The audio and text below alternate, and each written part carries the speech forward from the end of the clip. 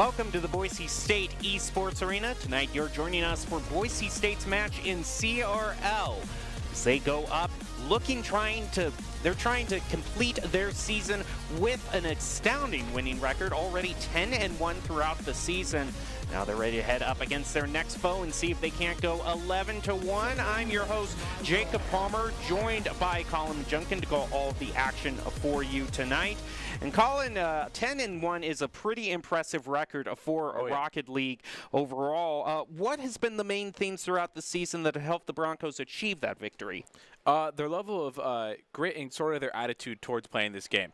If you were here in Arena, you would know when they play this game and when they play in CRL especially, they are hype about everything they do. Every goal, every one that gets scored on them, it's intense, kind of standing around them and being around them as well and just kind of being near them while they're playing in the series. So I think sort of the attitude they carry into these games itself is sort of the reason why they've really only lost one game here. Well, we'll see if the Broncos can make it 11-1 as we go over how things are going to play out before us. This is CRL, which means we are going to be competing in a best of 5. And it's standard Rocket League rules that you know throughout the whole season. It's standard 3v3 soccer, best of 5, single elimination, and then a 16-team round robin. So with that 10-1, that being 11 games so far, that means we are rapidly closing in on the final few games for this season. And if the Broncos want to end things in spectacular fashion, they are going to have to follow Doc's keys to the game in Rocket League. And Doc's keys to the game in Rocket League, brought to us by Drop in Gaming tonight, is to create mistakes, punish the double commit, don't overstay, and bump opponents to disrupt. Doc's keys to the game are brought to us by Drop in Gaming, the premier online platform for gamers who seek competition. Play your favorite games to win cash and prizes through free and paid entry matches and tournaments. Whether you're new to the scene or a seasoned veteran, Drop in Gaming has the right games and competition for you. We can also take this moment to look at the opening lineup that we have for the Broncos. 3 of our star players that have been playing all season in the CRL. And tonight we have, of course, our new addition to this season, Durtho, who has been making some spectacular plays throughout the whole season. Then Instinct and Gil, our star players, not to discount the other 3 very talented Rocket League players that we have. But the rise that this squad has had in the CRL has been meteoric. I mean, this squad in itself, when we compare our last semester's performance to this semester's performance, it's been an absolute rocket jump. It's been insane. We went from relatively one of the bottom teams of the semester last time around to being kind of competing for the number 2 spot, in my opinion. Because UNLV is 7-0, so currently they hold the number 1 spot, but they don't hold it for long. They have a lot of games left to play, which, you know, those games turn out, especially when you still have to play Columbia College, who is credited for being the top in the Western Conference, and then us as well, who we've had a very good performance as well. So sort of competing for that number 2 bracket change is really big for this roster to go for. It really shows how much we've grown. All right, we're just about ready to head into the first round. Boise State is ready to go up against their foe. Actually, it looks like it's the Broncos versus the Goats tonight as this university. Fear the Goats. Fear the Goats, yeah. It's a good motto. It's a good little lineup. I'd say if there's one thing that college got, they've got that motto going. Well, we'll see if the Broncos can stand up to the Goats, but overall, Broncos haven't had a perfect season. They have had one, and even though there's had 10 wins, there are many places in those games that have been a little shaky for the Broncos. So what are the things that kind of trip them up? What are the things they're still looking to iron out as we prepare to close out the season? Sort of flexibility is sort of a big issue that is always going to be sticking to the basics. It's one of the hard things to remember, especially in a situation you get so hyper-focused on as a player. It gets confusing as you get in there. And it's sort of, if you're not aware of your outside surroundings and your players that are your teammates and the other 3 that you're opposing against, you can get kind of locked into a certain situation, get tunnel vision, and that can end up not working for your team out as well. And I feel like every player sort of struggles with that. And if there is one thing that to keep going forward with and keep proving, it's going to be that skill and technique. That's going to help BSU improve. Broncos now ready to head up against St. Edwards. Already they are going to get scored on. Taha taking the first goal off of the kickoff. Unlucky miss that coming out from Gil, and sort of this bad 50 just doesn't set up right and not able to save it in time, but only 1 goal with 4 minutes 50 seconds left to play. There's a lot of Rocket League here. Next kickoff slightly in the favor of Durtho, but it's answered back I'm just going to call him Chicken at this point due to the sounds that he's making around with Dino and Taha. Taha now ready to make the next play. Durtho is going to lob it right up over the backboard. Let's push back over to the side. Gil waiting for the next play. Dino's going to beat him to it. Sets it up. Tana ready for the follow-up. It gets played over by Gil. Boise State gains back a little bit of side control. Now going for the next goal. Instinct almost scores it. He's going to left searching Gil with another follow-up, and they defend against that one too. Being hyper-aggressive here, shot to shot's not going to find its way for the Broncos here.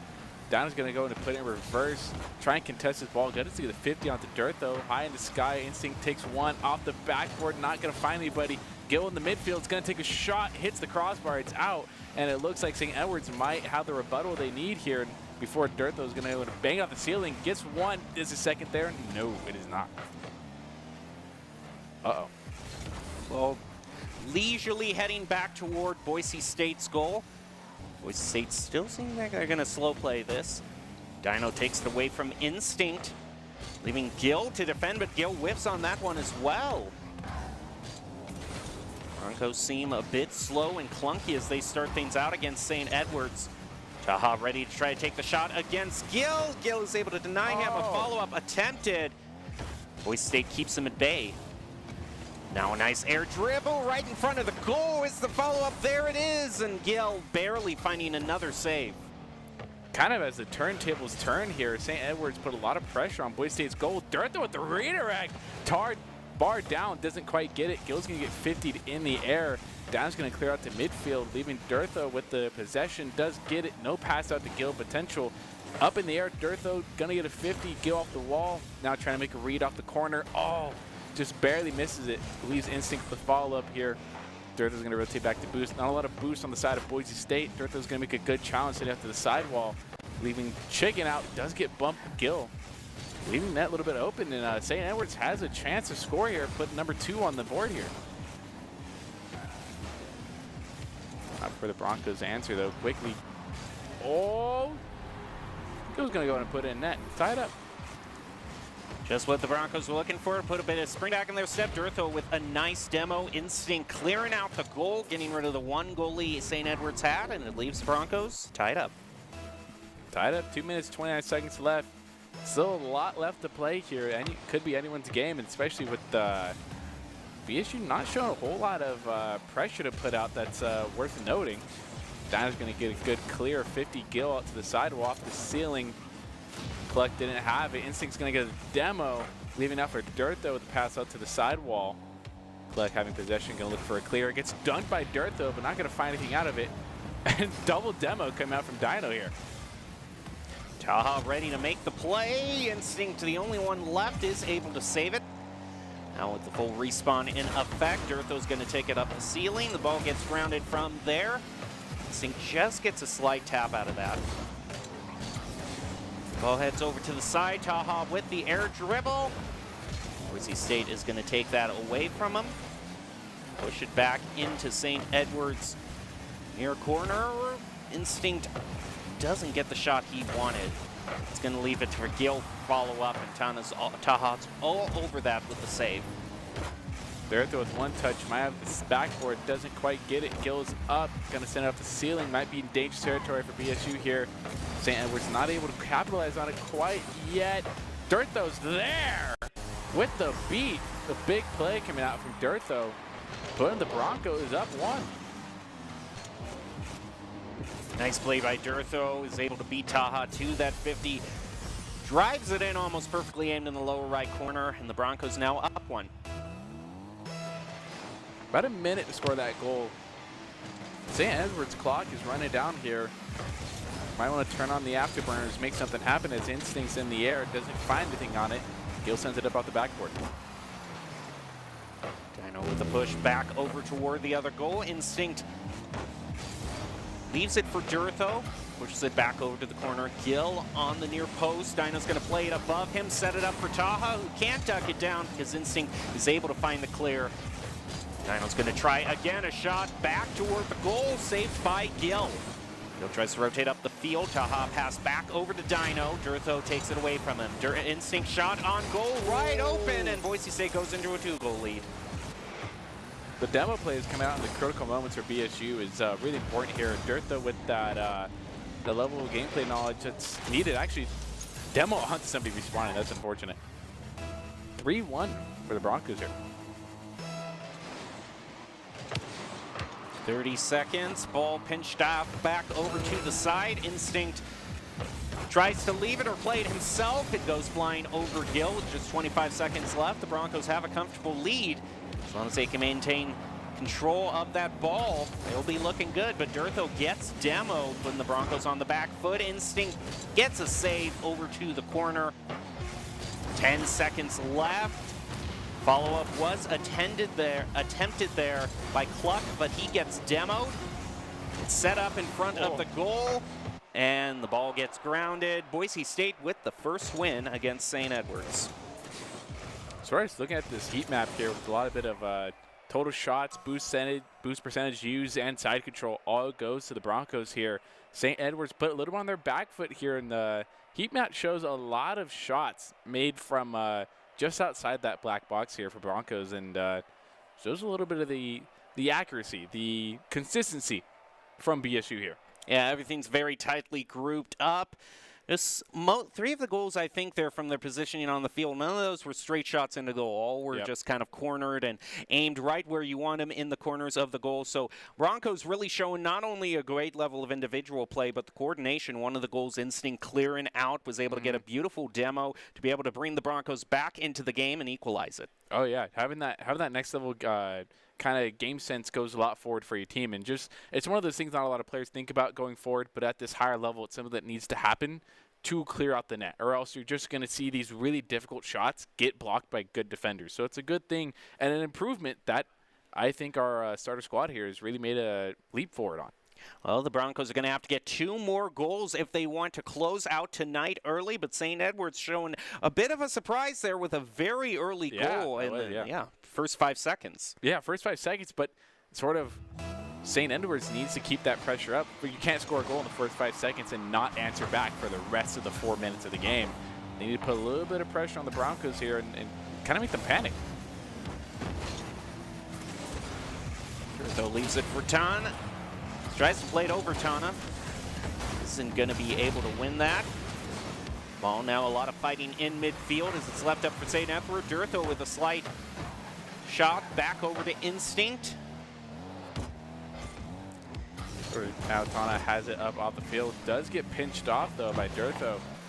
Leaving Cluck, the only defense left. Instinct getting 1 touch. Dino is going to get the ceiling challenge. Beat Gill here. Doesn't get the commit on the sidewall there. Down's going to clear it up for Tana. Has 1 touch out the backboard. Nobody there to quite make any commitment. Down at the touch off the ceiling. Gets the second one. Dirtho is there to deflect the ball off. Taha to set it up. Tries to dunk it down, but Gill beats him to it. Credited with the save. Cluck trying to get another play going. There's no follow-up, which means the ball heads back over to midfield. Dirtho, the pass towards the near post, and Dirtho trying to clear out the goal, but look at this dribble back from St. Edwards. That's going to single-handedly give the side control back over to the Goats, and the Broncos are trying to get it back right now as they fight in mid. Dirtho is able to win that 50, set it right up in front of the goal. Dino just barely keeping away from the Broncos. Another demo onto Dirtho. Ooh, Cluck missing up the 50 there. Or the musty, but that doesn't matter. The fake almost worked in their favor, and St. Edwards goes up by 1. Yeah, you can see Cluck was able to set it up. The follow-up goes through from Dino. Quick goal scored by St. Edwards. Not as quick as last time, but still in the first half of the game. Broncos have some time to recover. As we head into the next kickoff, Dirtho's going to elevate up. Cluck plays it above him. Dino redirect back into the goal, and St. Edwards up 2. Dirtho the only one here to commit. That was Cluck making a good commitment off the wall, making the pass out to Dino. I believe that was Instinct that helped the ball get into the goal a little bit, but nonetheless, a goal for St. Edwards going forward. Ball is pinched up high into the air. Neither one getting the better of that kickoff. St. Edwards getting some side control. The first few seconds. Instinct to fight back, play it off the wall. Taha just taps it up into the air, and Durtho's unable to set it up. Gil with the shot back toward the goal, off of the back post. Boise State still looking, a double commit there to try to clear the ball out, but it's still going to be enough to get St. Edward's back to side control, and Boise State punished for some bad positioning. Sort of taking St. Edward's here a little too lightly. That's good little 50 coming up. Taha just pinches it right in there. Instinct almost making the save, but Cluck with a good follow-up, putting St. Edward's in a really comfortable position here in this game. It's not out of the realm possibility for the Broncos, but they haven't had they've only had one shot on goal this entire round. They're going to try again. It's Gil who put it on. He's going to try again, but it gets deflected. Durtho tries to corral it back around the corner, setting it up for Instinct. Ball's just a bit too high. Oh, good little 50 off the sidewall. Gil has possession, not going to hold on to it soon. Gets to pass out of Durtho, just a bit wide here. Gil getting a back press out here. Instinct off the side. Durtho with a touchdown midfield. Gil with the shot is going to be deflected by St. Edward's defenders. Back out middle. Dino now has one touch, sending it off to the wall. Has a second, doesn't get past Durtho. Durtho beating two defenders, sitting here, sending out middle. Instinct one touch off the wall again. Gil following it up, gets one. Is there a second? Cluck with the defense, though, is going to send it out for St. Edwards. Durtho looked like he tried to commit to a shot there, but then changed his mind, so that opened up a bit of a window for St. Edwards. They're sending it right up in front of Boise State's goal. Taha not at the right angle for the follow-up, but another quick shot peppered there onto the near post. Now it heads back over, and Boise State finding a breakaway shot. Good follow-up coming up from Dino, but Gil is just reading that ball perfectly and sets Durtho up, just playing so deep downfield, and that's exactly what the Broncos needed to set up this sort of breakaway goal and gain a little bit of momentum in their favor. 1 minute, 28 seconds left in this match, and nice kickoff by Dino. Durtho's going to have to rotate back, try to get control of the ball for himself. Now Instinct and Gil watching the play. Instinct plays it off the wall past mid, but Cluck is able to interfere it right in the middle, making Boise State have to fight for it even more as Tana gets a shot toward the goal, but it's up high, not going to be credited as a shot on goal. A lot of altitude, not a lot of ball speed, so Gil takes it and pushes it to Durtho, who redirects it back towards St. Edwards. 1 minute left in this match. Broncos trying to push themselves into equalizing position. Shot past Durtho. Could be dangerous territory here. Cluck's gonna get the bump, but there's no follow-up from St. Edwards. Off the corner here, Gil trying to make a pass. Isn't gonna get it quite far enough for Instinct to make any kind of play. Taha's up, gets one, is not going to be able to follow up much farther on it. Two St. Edward defenders back, gets the 50 off the sidewall. Gil up with one touch, might have the second. Taha's going to play defense, but the demo, this might spell disaster. St. Edward's going to clear it though out. Dana's going to boom it down the field.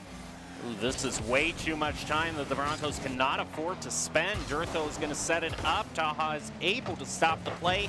Heads back over to Instinct. Just 13 seconds left, and with a 2-goal lead by St. Edwards, I would think the Goats are indeed meant to be feared in Game 2. They're going to even it up 1-1 for the series as the Broncos falter. One last shot toward the goal, deflected by Dino. That's it. Completely different story for this game. The shots on goal heavily in favor of St. Edwards at 64%. Oh yeah, it's, you know, boost use and side control also are different as well in terms of percentage use and who really goes to in sort of those accolades and use percentage. But sort of it felt like a different story for the Broncos as well in terms of the way they were playing. It did not feel like Game 1. And maybe it's a little bit of underestimating St. Edwards as well. Their record may not reflect amazingly on their ability to win several times in a row, but I don't think that really means you take them for granted, especially in a best-of-5, where it can be so easy to lose grip. It definitely seems like the 50-50s are where it fell apart the most for the Broncos. There were so many contests where the Broncos just weren't coming out on top. St. Edwards was playing faster than them, and that meant very few opportunities for the Bronco. And again, St. Edwards off to the races.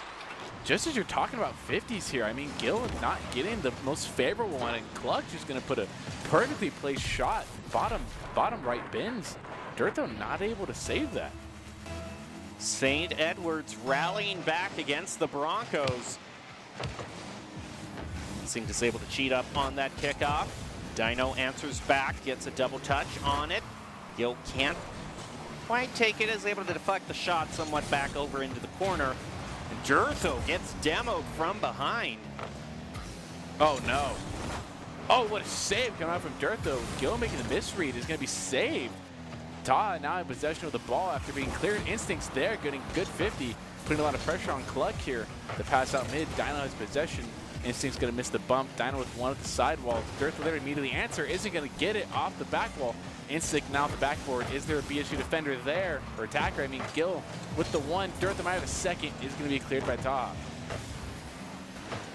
A lot of pressure being put on here by Boise State on the St. Edward's goal, but to no avail yet. Gil with the shot. Not going to score it though.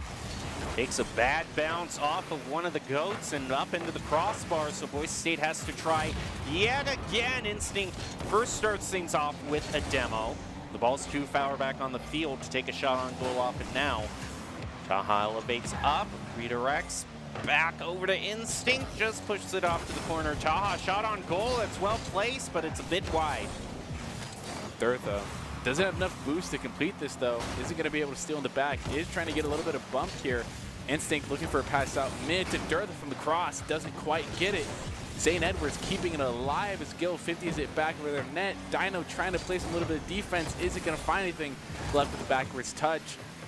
Instinct getting it over one. This could mean Boise State out of the break. Isn't going to find it. Durtho not having the boost to follow this up. And overall, a lot of Boise State's attackers don't have boost to really compete right now. Gil starts out with the demo onto Taha. Opportunity here. Well, just a bit too high. Instinct now again. CC open. He drives it in himself, and the Broncos have tied it back up. That's 3 times Instinct has tried this play, and 3rd time is a charm for Instinct here. Getting it past Cluck, who's been a pretty good defender for St. Edwards. Ties it up for BSU. Exactly what they're looking for with just under 3 minutes left to play. 2 minutes, 51 seconds left. And ball still pretty much contested over midfield. Durtho has an opportunity, sets it up. Gil is unable to follow up as Dino reads the play. Now leaves it back over for Cluck, who has kind of a breakaway here. Durtho and Gil both rotating back, making sure they don't leave that goal open. Gil with a nice save back over to mid. Redirect from Dino, not even really attention all that much. Cluck having possession is going to try and pop whatever. Gil is not successful. Instinct looking for Gil in the backfield, isn't going to find it. Durtho playing pretty aggressive here. Gil is the 3rd man, is going to have to respond. Shot on net, is Gil there? Wow! Dino finding Gil in the back foot. I'd want to see this again from another angle. Yeah, Gil takes a position up here in the corner on the near post, and he gets just played right over. Tough for you to make. You think you know what you got, then all of a sudden they switch it up on you, and you're throwing your hands in the air like, what just happened?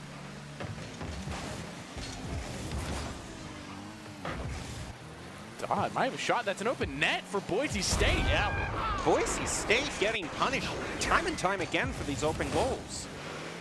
A little bit of a double commit. That double commit 50 that you would hope goes in our favor, but doesn't.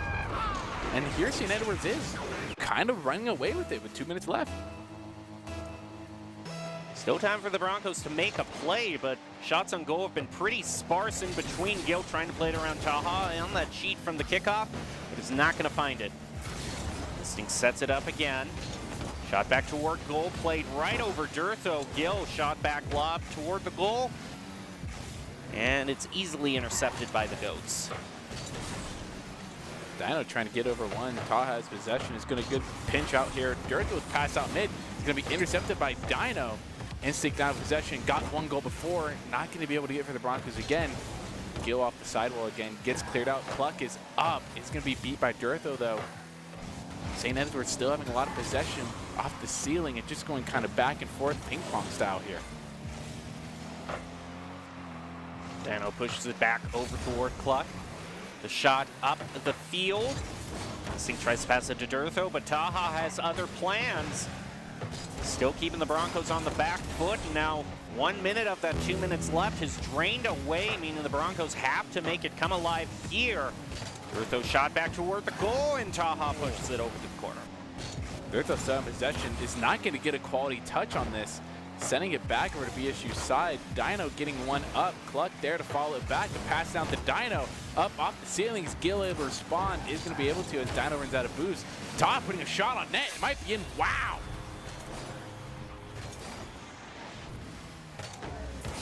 Another fashion where Boise State, I think all three members on the same side of the field. There's no one to rotate back. When the Broncos make these mistakes, St. Edwards is capitalizing.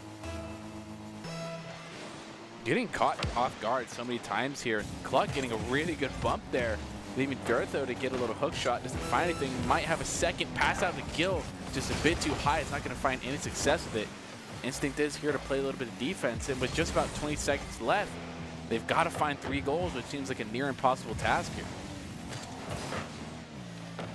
Boise State struggling, fumbling in game 3, and St. Edwards now in position to drive it to match point for them. Team that's had a difficult season thus far, but they're finding what they need to make it work in this game. Goats win again. Boise State now is going to have to win 2 in a row if they want to win this series. Ball hits the ground to end the match. We're going to have to see the stats yet again here. Boise State. Wow. Yeah, I mean, I guess Instinct having some, I mean, I guess the stats are slightly in favor of Boise State, but overall it was just, I think the overall stat that mattered was just how many times someone was rotating back to back post was the main thing, because time and time again, that was where the Broncos struggled. And they don't show the saves there at all. I don't think, at least I didn't see any icon or thing that mentioned the saves, which St. Edwards had quite a few of them. I feel like the Broncos are being caught off guard here a lot. I feel like they think in their heads they have the time to respond to a lot of plays, and they're sort of underestimating St. Edwards in a degree. Kind of lackadaisical, if I was to use a word. That's kind of the play. They're slow. They're not winning their 50s. And another time, there's just too many times where they're not just using the fundamentals of getting those rotations in, making sure there's someone on back post. Whereas St. Edwards, they have a goalie there just about every single time. I think Boise State, there are some times, and you can't necessarily get into their head, but there's almost a time where they don't wait for the shot on goal. They just kind of charge ahead past the near post, thinking they're going to win that 50, and then it just gets played over them. So there's a lot of plays, I think, that are coming out where it's almost as if the Broncos are expecting to win every 50, but St. Edwards has proven them wrong. Reality is cold, and St. Edwards is giving the Broncos a little bit of reality check here, but hopefully heading into game 4 here, this might be a little bit of a different story. Todd now in possession. So we get one, send it under them. Goes past Gil, now Dirtho. Buck is able to keep the side control for the Goats, and a whiff there on the clear from Dirtho. Instinct moving up. Gil is able to win that 50. A double commit on the save from St. Edwards, but they're not going to pay for that one right now. They're going to bide their time and wait for their next move. 2 fakes coming out. That's empty. Oh, no. Cluck was actually hiding underneath Gil there.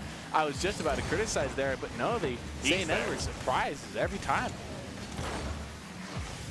Ooh, a nice bump off of the wall for St. Edwards. Dirtho pushes it back over toward the wall. Now Dino having to rotate back, just barely able to make it. Plays around 2 Broncos. Give the Goats a new lease on life. We're over a minute into this match. 0 goes for either team. Instinct playing a little bit backdoor defense here. Sends it off the wall. It's going to be the second, but Dino's there waiting for that touch. Dirtho almost getting beat entirely there. Instinct to Dino missing their touches. Instinct's going to be the faster one to cover. Dirtho with 1 touch off the backboard. Cluck is there to make a solid defensive play out to the corner. Todd almost getting demoed there. Gets the little musty.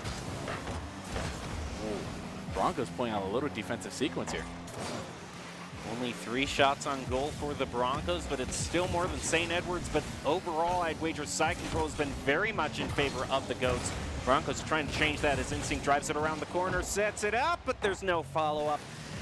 Now Dino trying to play around Dirtho. Buck to rotate back. just going to keep it away for the Broncos for now, and a nice pinch off of the wall. That's a clear gotten back for the Goats. Cluck up, it's going to send a shot. Dino.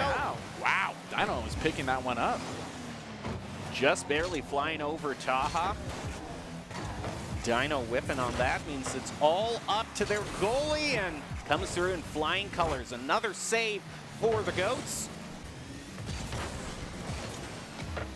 Gil now sending around. Taha getting a really good level, just sending it down, stopping the ball. Gil with the shot, it's going to find the angle. It's exactly what the Broncos needed. They've tried this time and time again of this crossfield shot, and it never works for them. And finally, Gil is just able to pick up on it. It looks like Cluck had an opportunity there, but he just kind of misjudged it, or Broncos played a bit too fast for him, so he wasn't able to boost into the ball. Now the Goats are going to try to get back into contention. So off that kickoff, they immediately have side control. A lot of pressure onto the Broncos, and a double commit. Means the Goats are going to have to look a little bit more. Cluck is able to kind of recover from that. Dino keeps this ball at the midfield mark. Gil sending it up, getting a demo on one. Instinct with a shot, bar down.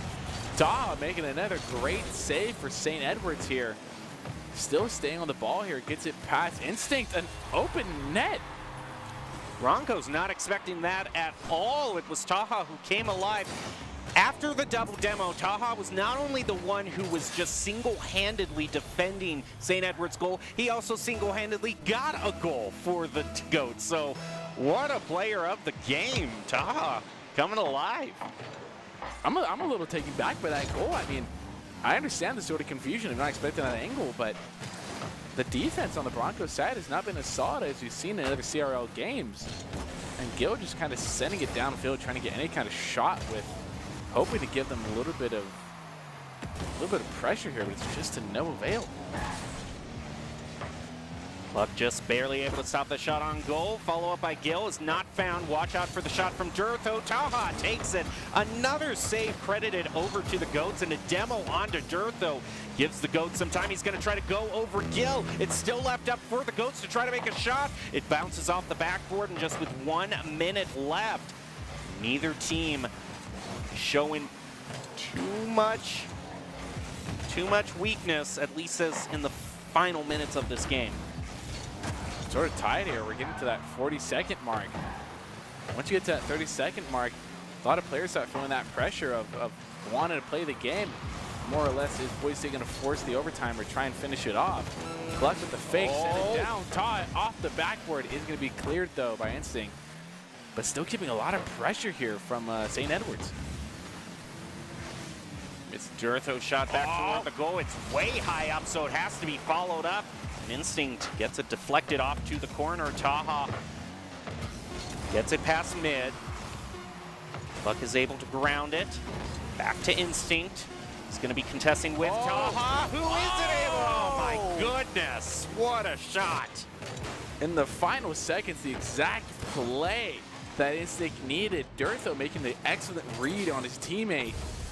Just a beautiful touchdown. The chemistry there finally connecting. Those synapses finally connecting for the Broncos.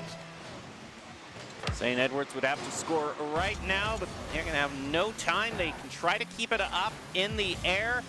The shot from Durtho looks like it is going to close this out, and the Broncos just eking away with the goal. That's especially not what you want to see from the Broncos as well. You know, a sort of opposite-sided record of St. Edwards going this 10-1. We set, you know, we built the Broncos up very high, only for St. Edwards to kind of come in here and show us and everyone else who kind of thought the Broncos were going to take this easily. And I think what's really enabling St. Edwards is that they're just a lot more consistent on their defense. They always have someone kind of rotating back. That last goal was the exception. That was the one time I saw someone chasing after the ball instead of trying to engage on it from the goal. But overall, St. Edwards, I mean, the amount of saves, even if the Broncos managed to open up a narrow lead on the shots on goal, which, as we've seen in the past game, isn't a guarantee at all, St. Edwards is able to hold steady. Yeah, they definitely, and I really do like that about their defense. It always seems they have somebody sitting net, somebody sitting backboard, and it's such a crucial part. They know Boise State's sort of a heavy attacking team, a very offensively focused team, and they've dealt with that perfectly, punishing their overcommitment and their sort of underestimation of the attacking capabilities of St. Edwards, and it's really come out to show here tonight. Let's get into game number 5. This one is for sure going to decide the winner in this CRL fight. The Goats definitely given everyone a bit of a surprise. Seems like the Broncos weren't quite expecting them to bring it to the table, but props to the Goats for bringing the heat. They are indeed to be feared as we head into game number 5. Dirtho already in the touch out mid, does get the flip reset, gets it over one. It's going to be cleared off the Dino. Excellent little backboard defense coming out from St. Edwards. Gill's going to play off that ball, opting to not pressure for it. Is going to change mind, takes a shot. The accuracy. One of the few shots that we've seen from just right in front of the goal.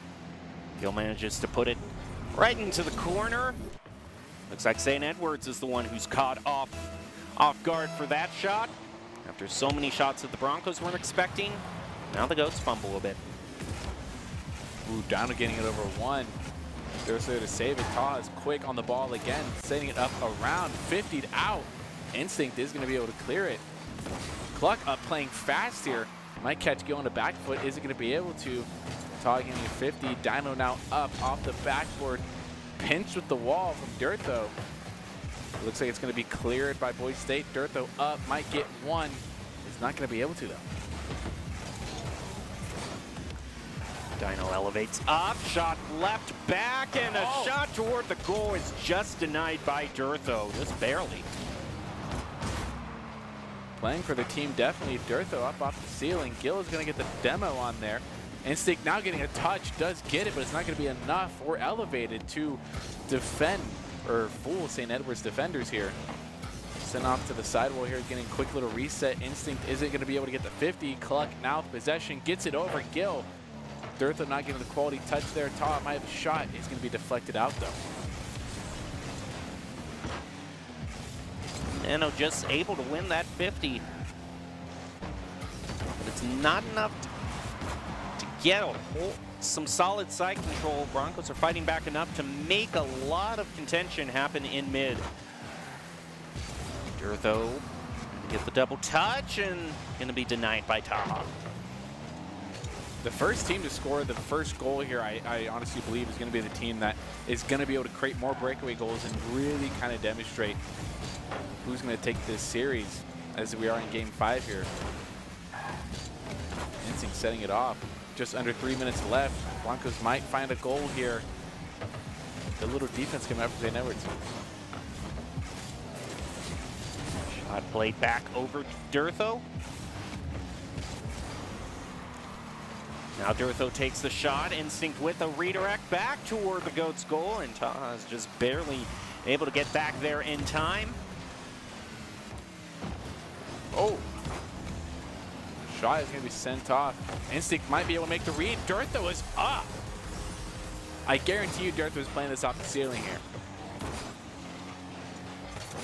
We're going to take another look. And Dirtho just turns turtle, able to get a shot onto goal, gets 2. Now the Broncos in much better position to close out the match for tonight.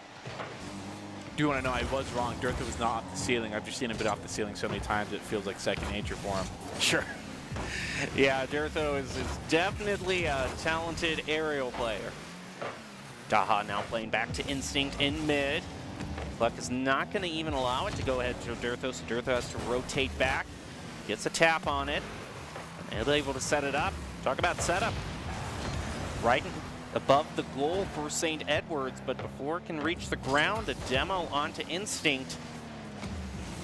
Despite that slight disadvantage, the Broncos still managed to find a clear and keep St. Edwards at bay for a few seconds. Taha getting a really good bump on Dirtho there. Gill looking for the pass, isn't going to find it. It might just be enough, though. Dirtho with another turtle goal here. Boise State's really punishing St. Edwards now for their overcommitments and bad 50s. That definitely seems like the ultimate turnabout has happened. And with 1 minute 30 seconds left, Boise State, should they not get too careless, is looking to be in a position to win this. Dino leaves it in mid. 50-50, not going really in favor of either team. But it's still left for Dino. Passes it back over to Cluck, who runs out of boost, which ends the play right then and there for St. Edwards. Giving the Broncos time to clear. Get a shot on goal. Dortho trying to dunk it down. Follow up by Gill. 2 of St. Edwards are going to get a save on that one. Shot might be on course for Dino here. It does take a hack at it. It's going to go over Ta's head, though. Both St. Edwards attackers here not finding any real room to create a play here. Instinct's going to get an awkward little 50. The pass out mid. Power shot from Dino. One that I think Gill was trying to hang above the goal and a read. But he just comes down. Yeah, he's able to get a shot on it, but it still slides under him. St. Edwards still showing a bit of life. Not out of the realm of possibility. 45 seconds left, but a great cheat there on the kickoff from Dortho. That's going to buy the Broncos a precious few seconds. If St. Edwards is able to capitalize here and get a goal in his next 15 seconds, I feel like they have a real life and a real chance to continue out this game, but they've got to do it quickly. The pressure is there for them.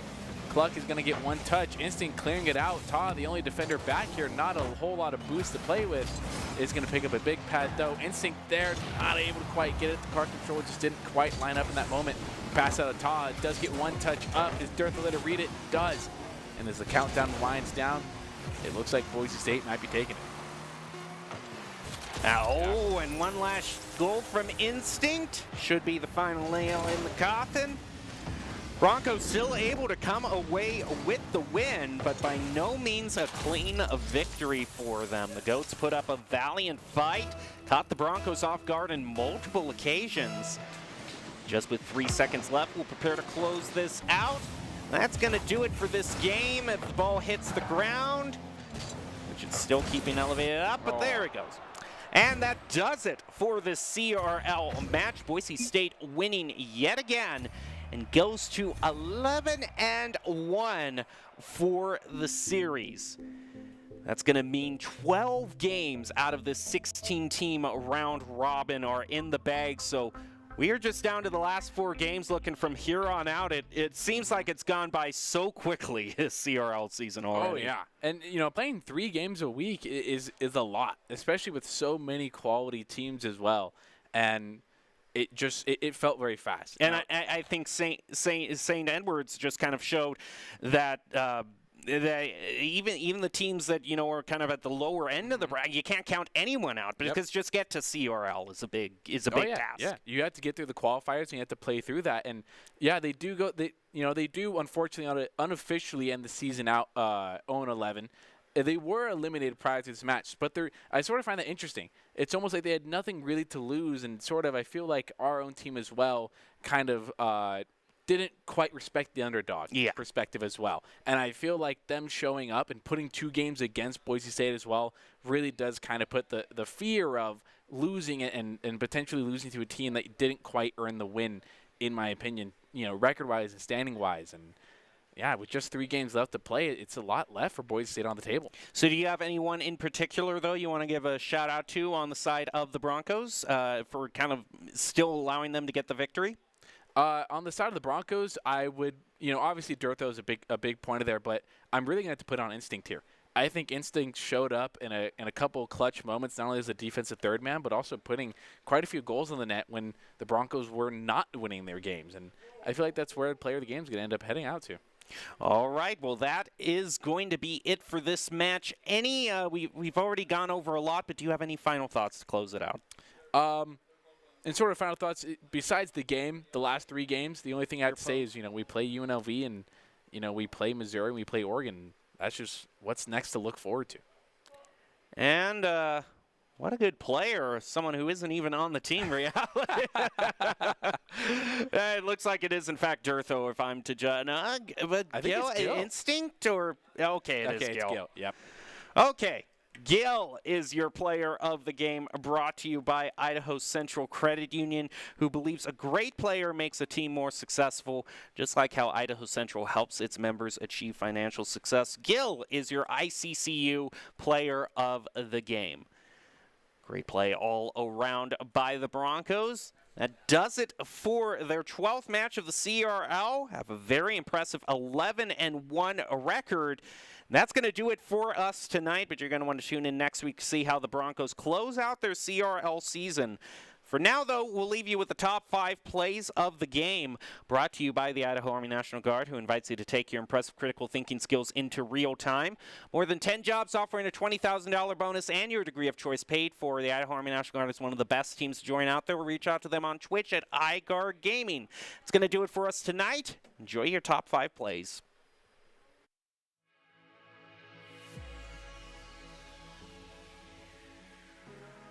Cheat up on that kickoff.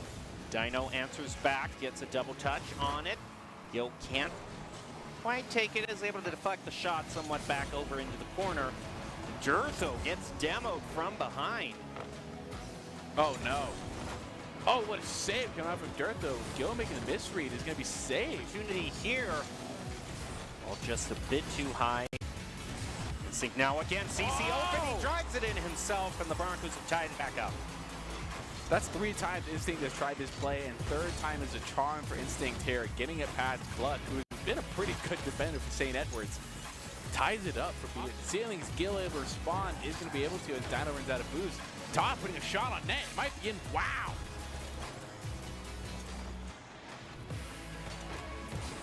In fashion where Boise State, I think all 3 members on the same side of the field. There's no one to rotate back when the Broncos make it. Gil now sending around. Todd getting a really good level, just sending it down, stopping the ball. Gil with the shot is going to find the angle. Exactly what the Broncos needed.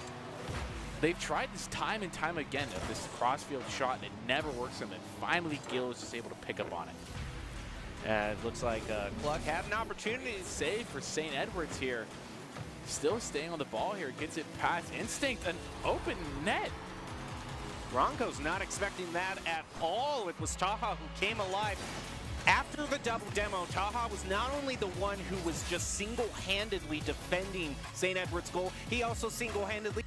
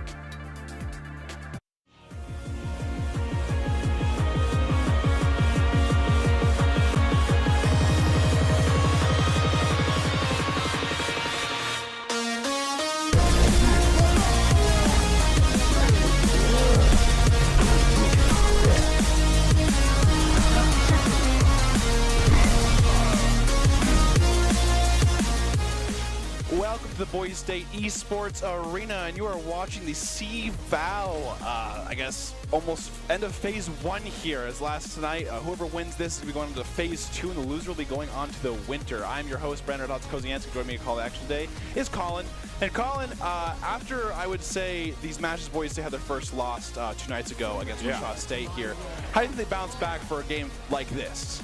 It's a lot of pressure to have on yourself, and it's to sort of have this like, all right, we either continue and qualify for the whole thing, or we're out and we have to wait now. I feel like it's a lot of pressure to handle. I mean, like I said, so how this kind of works more, just to kind of elaborate a little more, is the person who wins this goes to Phase 2, and then after that, if whoever wins the Phase 2, the top 2 of that will basically qualify for the Riot Valorant tournament college that happens, I think, in the summer. And so basically, if they win this, they move on. If they lose this, they have to go another chance in the winter. So big deal here. We're going against San Diego State. We've actually played them in the past. Last time we played them was about 8 months ago, and I think we ended up losing that. But it's a new roster in terms of these players here. What do you think it kind of is the difference when you kind of play a new team for the first time as a new roster? In new roster, it's a complete reset. And sort of, you have to throw everything you knew and throw it out the window. There's no point in memorizing anything. It's an entirely new team, and you sort of have to have that adaptability in Valorant. Absolutely, you have to recognize their patterns, recognize, how many times is this Sage going to throw their Sage, they're slow down this hallway, you almost have to do that. You have to be on your toes, is what I describe it as. And so, exactly. And, of course, this is exactly the format here. We have the fall, winter, and spring seasons. Stage 1, it's a 4-team round robin. Stage 2, it's a 32-round bracket. Of course, the top 2 from each season qualify for nationals. And this is the first year that they're doing it from Riot, so it's going to be a really big thing. And, of course, it's kind of a tester. And, of course, Boise State needs to kind of listen to these keys, which is Doc's keys to the game, which is presented by Drop In Gaming. Of course, in Valorant, you want to focus on the flanks and the angles. Know your win condition. Count those cards, call abilities, and click those heads. Drop In Gaming is the premier online platform for gamers who seek competition. Play your favorite games, win cash and prizes through free and paid entry matches and tournaments. Whether you're new to the scene or a seasoned veteran, Drop In Gaming has the right games and competition for you. To begin your competition gaming journey, sign up at dropingaming.com. And, of course, we have our lineup today, which is our same 5 members that we know and love, and is brought to you by Count. Count's Identity Trust Global Network delivers real-time fraud prevention and account protection and enables personalized customer experiences for more than 9,000 leading brands. Of course, this is the roster that we all love and know. A little side note, though, Sky has cut his hand last night, but he is okay, and he is playing on it. So definitely a little sore with this, but we don't John here, so he's going to be completely fine, and he's probably do a great job tonight. What a champ. And so the maps today, the first map is going to be Haven, which was chosen by Boise State. We're a big fan of that map. And then San Diego State end up choosing Breeze, and then the decider is Fracture, meaning that we banned Icebox, or say they banned Icebox, we banned Ascent. So kind of the decider there. Pretty 3 maps, I would say, that are like common, but definitely, I guess, a kind of different way about it. I mean, we see these maps, but not as much as we kind of see. I think a lot of people more are going to kind of play that, that Ascent a lot more, but we kind of go with that ban and Icebox as well. So I like the Haven, though, because it's kind of a map that allows teams to really flex their kind of style. We can see the really aggression from teams. We can see the really, methodical teams that play really slow and stuff like that. So I'm looking forward to see that. Which I know a lot of people don't like Haven, but I feel like in a very competitive format, it's an extremely fun map to play as well. Oh, yeah. Because every site, having this 3-site, you're kind of exposed at every angle. Absolutely. You need to be prepared for anything on this site. Yeah, and it's like a attack-sided map, so it's a thing where if you're starting off on attack, you're kind of feeling the pressure. It's kind of like a bind where, on bind's defense, you're like, oh, you're kind of, expected to go like a 7-5 or like even an 8-4. Well, whereas Haven's kind of the same thing, and of course, we're going to look at the comps here. And we're going to see the exact same comps. This is very common for Haven. Raze has become the staple as the duelist in terms of just kind of being able to clear everything that you need to with those nades. And the Fade Seize nade, which we've seen a lot of. Boise State played it against Wichita State, and both teams got like 3 or 4 kills with the Seize nade, so definitely want to see that one out there. Love seeing the Rariana Omen. We had some great plays last time we saw that match. So getting into it here, though, it looks like Boise State is going to be attacking first. Definitely here to set the tone in terms of how they want to play the game. And seeing that breach there, we sort of said these lineups are already pretty common, and sort of I know at least in CVAL as well, I haven't seen the breach really a whole often from Boise State as well, but seeing this breach this time around really lets me know they're in this to win it. They're serious 100%, and you know, breach is going to be that person that's going to get you in. Yeah, we saw played right. Absolutely. So we saw Jay back on it the other night as well, and so they've been really practicing these comps and definitely, you know, making it work for them. We're gonna see, you know, Skies of course on that chamber, and everyone on the kind of their signature picks here. Alden had some great plays on Raze here, but you know, anyone's night can happen at this point. So we'll see who kind of steps up, and the same thing goes for San Diego State in terms of who wants to make a name for themselves. We see a one-way into Garage here with the Boombot instantly shot. They know one's there, but you know, can't commit too much while that smoke is there, and they're gonna posture towards the C. Skies is pretty deep here, sitting those little shallow stairs that we see here, but we do have their chamber sitting, just waiting for this pick. But this eye is probably going to find him anyway. Yeah, we're going to see them kind of just go for the eye and then end up exploding. Does get concussed left side, but the chamber TPs away as they do. And now Boise State is going to take C site with no repercussions. So it looks like San Diego State is to go with a full-on retake here, and it's going to be a 5v5. Paranoia into Garage. Boise State's getting really aggressive into this Garage. 3 members in. Alderman knows it in the corner, but can't quite get him. And not one person down yet. Mariana gets the first blood here. 3 are on C site now, actually.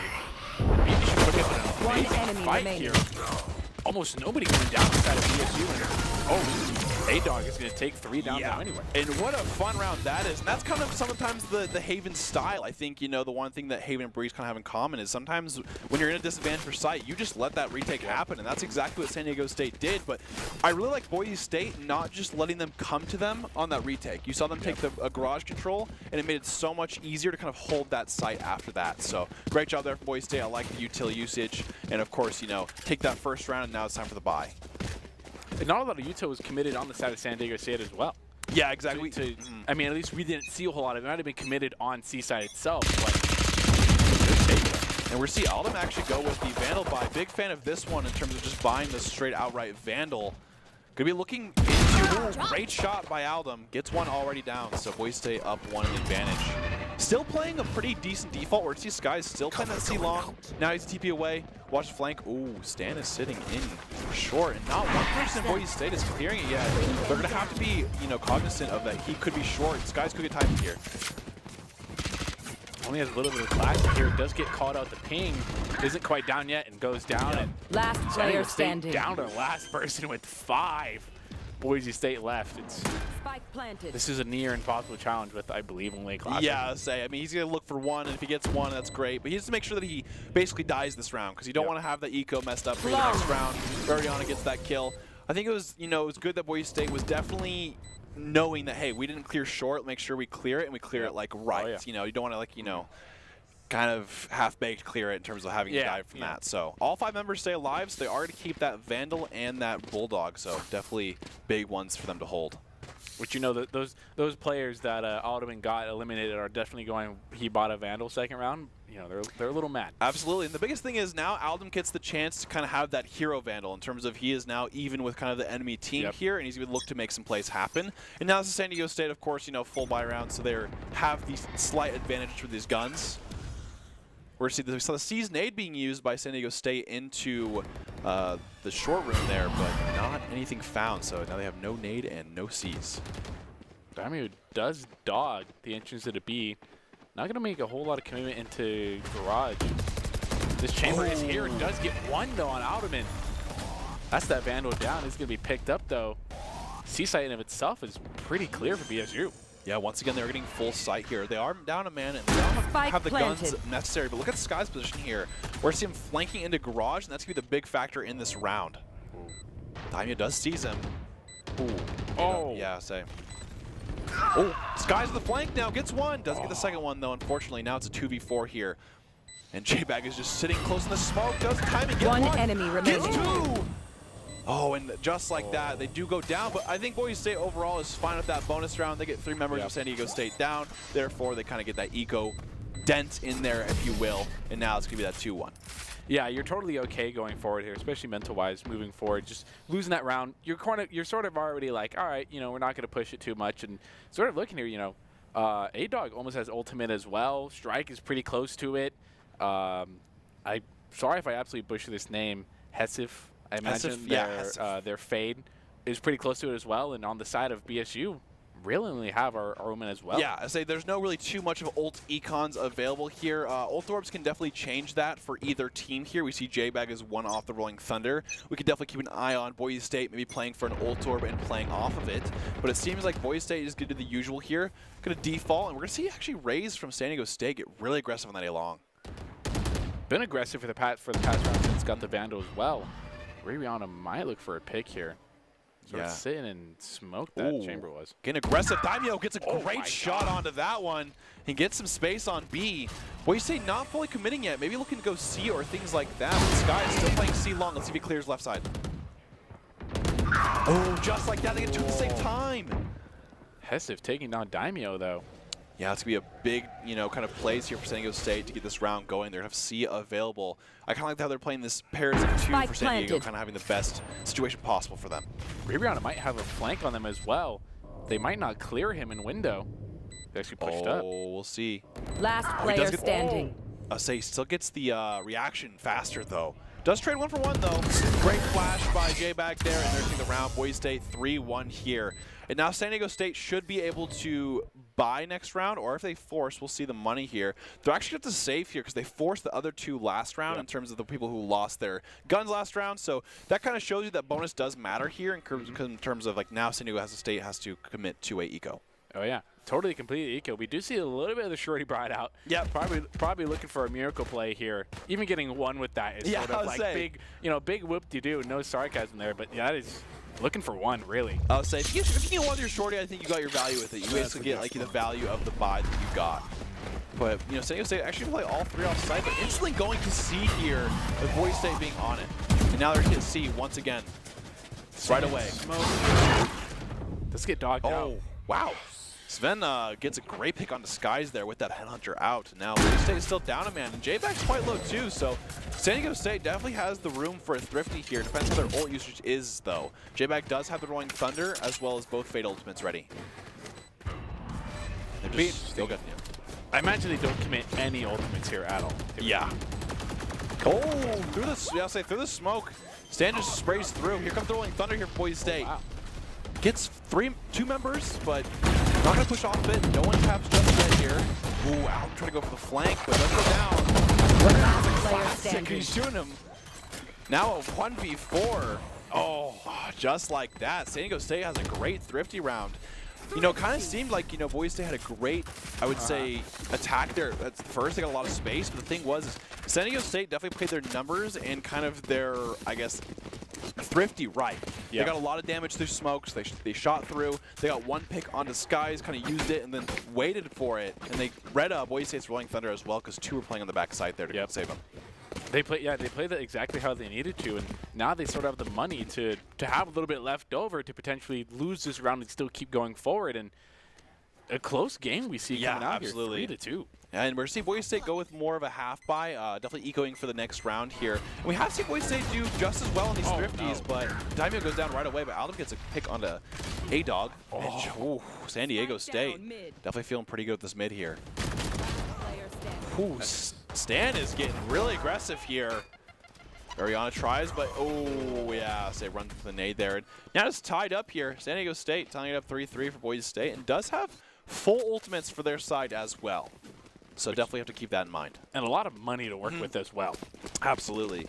This is probably the most advantageous position they could have to win this round and the next and feel very secure about it. Where Boise State's probably feeling a little bit more pressure here with forcing, a full Vandal lineup here. And J-Bag having to go light shields as well. Yeah, it's kind of interesting there's not a single Phantom in this game. It is all Vandal. These players are all Vandal players. They must have had, a 140, dink today when they're warming up or something like that, and they said, you know what, not today. Not happening. And so we're going to see one way goes into garage as usual. And Boise State is going to be kind of posturing towards this A. They did get pinged, it seemed like, so San Diego State is going to be aware that they're outside of this A site. And this has been the same Rays Fade lineup that they've had for the past couple rounds, so I'd be surprised if Boise State's prepared for their Rays to be sitting in this corner, and they are, but it doesn't find two. Yeah. Find three. Boise State.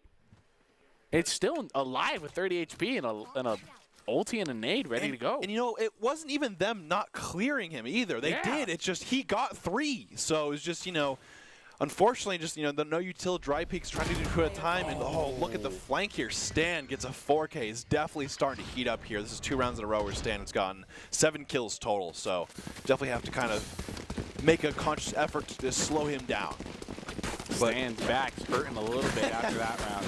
His team has definitely set him up for success as well. I just think right there, that raw aim right there from Stan is just, that's the difference right there. You know, it's 3 kills right there. It's going to be a big difference. But they still have all ultimates, and Boise State has 4.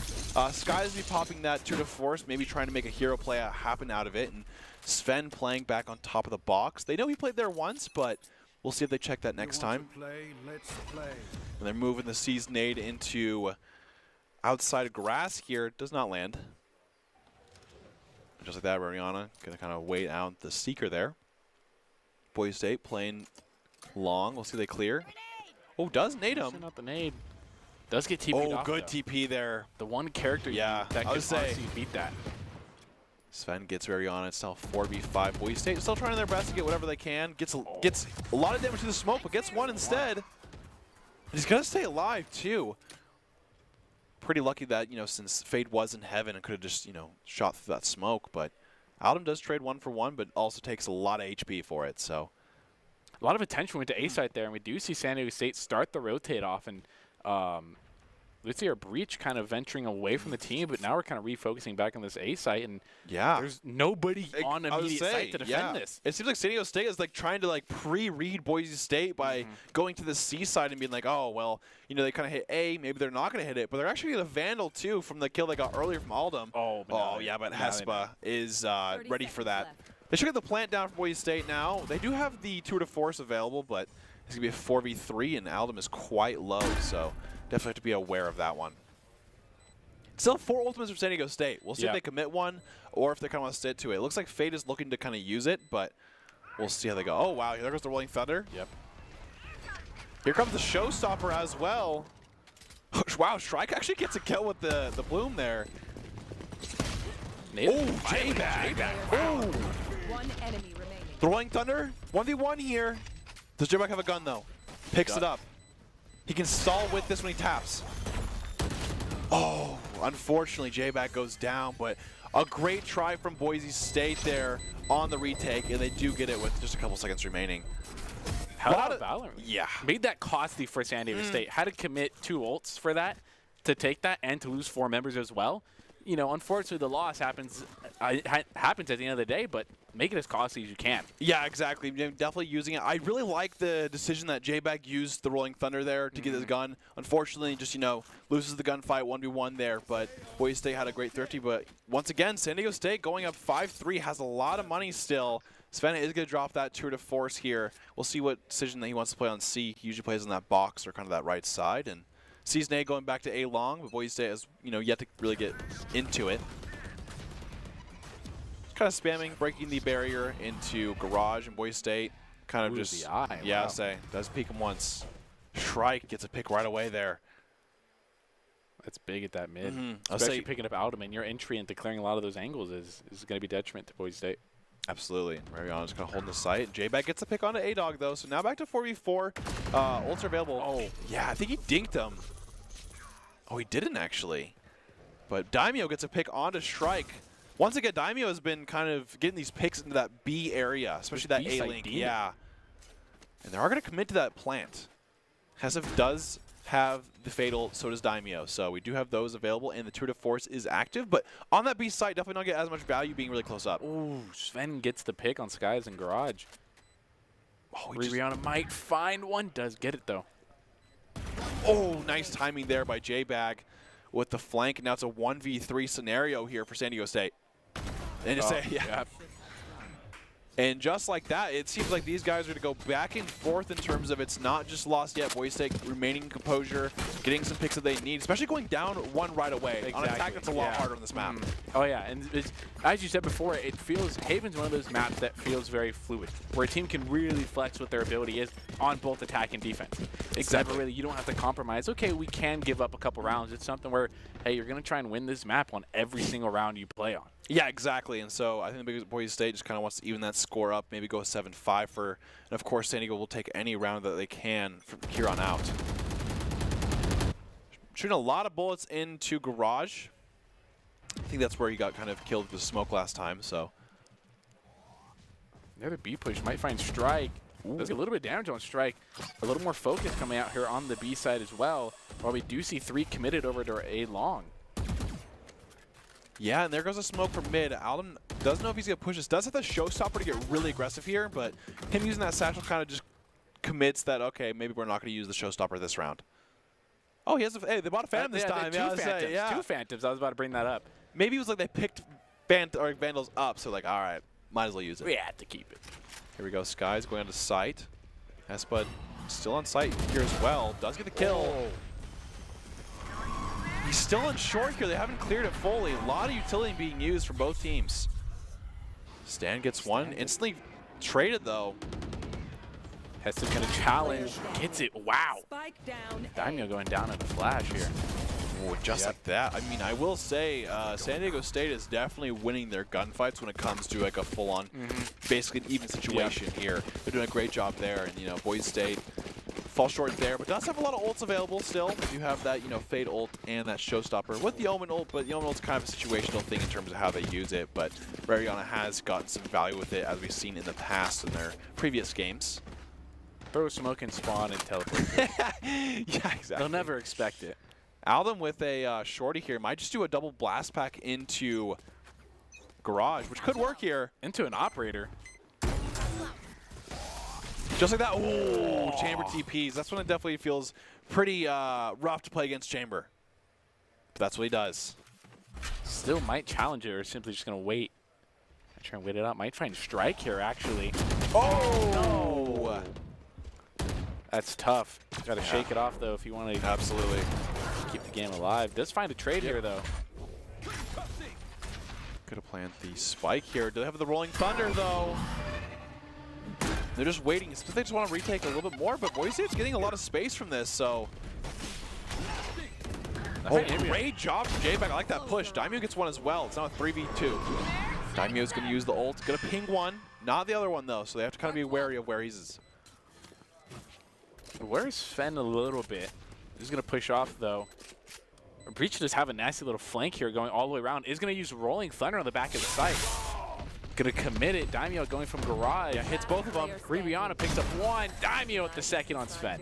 Say generally that, you know, it's, you know, this is the second to last round here, so either use this ult now or next round. So you're not going to get a better situation than that where J-Bag uses it to secure the ult. I'm a big fan of that, where you got to make sure that you win these rounds. I mean, you're not getting that perfect scenario that you dream of. You know, you saw that one clip, sure that happened, but I think, you know, just securing the round for them for Boise is great. We saw, you know, Daimyo use that ult that he's been holding, and then, you know, J-Bag as well, so love that.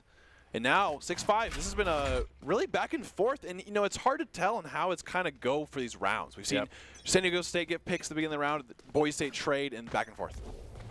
I just want to point out A-Dog has a operator here. If A-Dog finds one, oh, wow.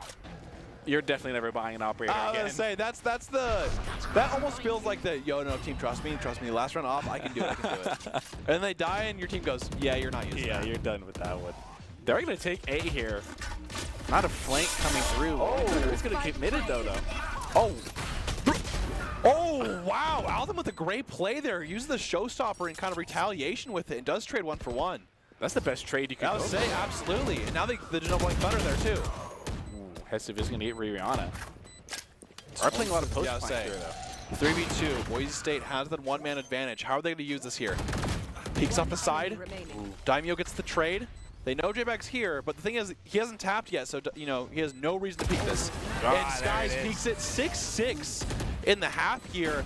And I just have a feeling this is going to be a crazy game here. Oh yeah, especially with Haven. Yeah. Which I always feel in a personal sense is watching either Collegiate or Professional. The first map, if it's the most tense one, I just feel like the team that's going to win it is going to walk away with map 2. Yeah, I think it's just going to be running away. I think it really can go that way. I think it depends on kind of how these teams take that I would say, kind of, you know, momentum. But we're gonna see how the second half goes. I mean, if it's a really way all the way through, I think, you know, you can feel that it's your map. Yep. And of course, you know, Boise State being the one that picked this map, you do have that little sense of pressure of like, well, we picked this map, hopefully we win it. Yep. But it seems like, you know, it's gone both ways in the past. We've seen matches where people who pick the maps win, and we've seen the other way around, where both teams don't pick the map and they both lose the maps they picked. So you never know here. But Boise State is interesting plan here. They have 3 in garage, and they're gonna have 1 on A with 1 B. C is completely open. So this must be a read for Boise State in terms of kind of doing some film on San Diego State here in terms of, hey, they go A like, you know, 80% of the time or something like that. But, you know, who actually knows? It might just be a daimyo call off the top of the dome. Sky's running down this heaven, though. They do have sight for a little bit of free. Spike is going to go down a little bit in the open. Skies is fortunately not going to see any bit of it. Oh, great C's there. Oh, unfortunately, they did not have a nade. That would have been a bad situation there for Boise State. Big Dog sitting here waiting for this Paranoia to get some value with it. Smoke coming out here from comes the satchel. Finds it, gets the peek. Trade. They get 2 instead. Does get hit by the Prowler. Goes down. No. 3v2. Daimyo dinks. Oh, he gets 3 though. No way. 1v1. Oh, J-Bag. J-Bag. And right there, I do want to point out, that is a genuine difference between the Classic and the Ghost. That's a pen difference right there. Oh, yeah. Since, you know, he bought the Ghost, he can shoot through that, whereas the other way around, can't shoot that with the Classic. So kind of a gun difference right there. But wow, I mean, what diff too? Yeah, of course, all around diff, absolutely. you know, obviously.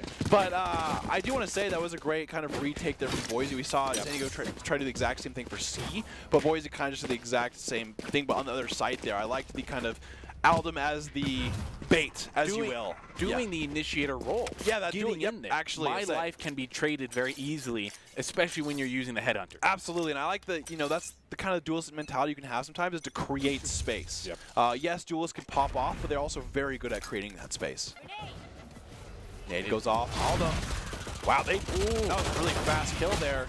Oh, Shrike gets a right click through the smoke. Nasty. 3 bullets left though. Oh, no. Oh, Mariano's got his back though. Putting Spike down, though, nonetheless. That's a little bit of credit that they need. And the fake TPO, not going to fool anybody on the side of BSU. Daniel's going to secure the round. Yeah, and I feel like Aldum is definitely not having the best time in this game, but I can always definitely appreciate a duelist player who, even though he's not fragging out going crazy, he's still doing his job. Doing the job that you need to do. Yep, and I think that can go, and he's not even doing like that bad. It's 8 kills, you know, Yeah, it's not exactly, the worst there. But, you know, San Diego State now going to have this full buy. We saw last time they did this, they lost the pistol, they lost the round after, but once they got that buy round, San Diego State definitely started doing damage to Boise State. Especially with, but don't underestimate the Spectre, though. Yeah. You can still hit a head and then hit a body, and they're down without you even knowing. So absolutely. Don't put anyone behind the count, but if I did have to pick, San Diego State would be a little bit in the lead. Yeah, for sure. Here we go. Gus goes off. Boise State not doing really too many C's and A's yet. Possibly saving it for post-plant or things like that. You never know. But San Diego State just doing this kind of similar thing to Boise, where they're just fanning out and spawn, seeing if they can get any quick picks or any information, and then, you know, committing after. Which needs to show the mentality and the resilience from BSU as well to not make a dumb peak here, to not give them a free one. Absolutely. Especially being that kind of that lower down, thrifty mentality here. You want that advantage, because the moment that Boise State gets 1 kill, they can definitely capitalize off that. Oh, yeah. Looks like San Diego State is going to be going to A site. There's not anyone currently on A site. Aldum is playing in heaven, but not anyone really stopped them in their tracks. They do not commit the nade to heaven, though. Nade is going to be committed for a typical post-plant situation here for BSU. And it's going to be kind of that re-round of round 1 here. Nade goes off, does get him off it. 1-for-1 trade, not too bad. San Diego State has not yet planted the spike, though, and could be looking for a rotate. But they're already on site, so it looks like they're splitting their members here. Aldum's still just getting a lot of information by being in heaven. And it looks like San Diego State is going to re-hit the site and going to try to put spike down here. Boomba does get thrown out. Oh, great wide swing by Daimyo. Gets 2. That's 50 eye. This could turn it around. Shoot it right away, though. And wow, just like that.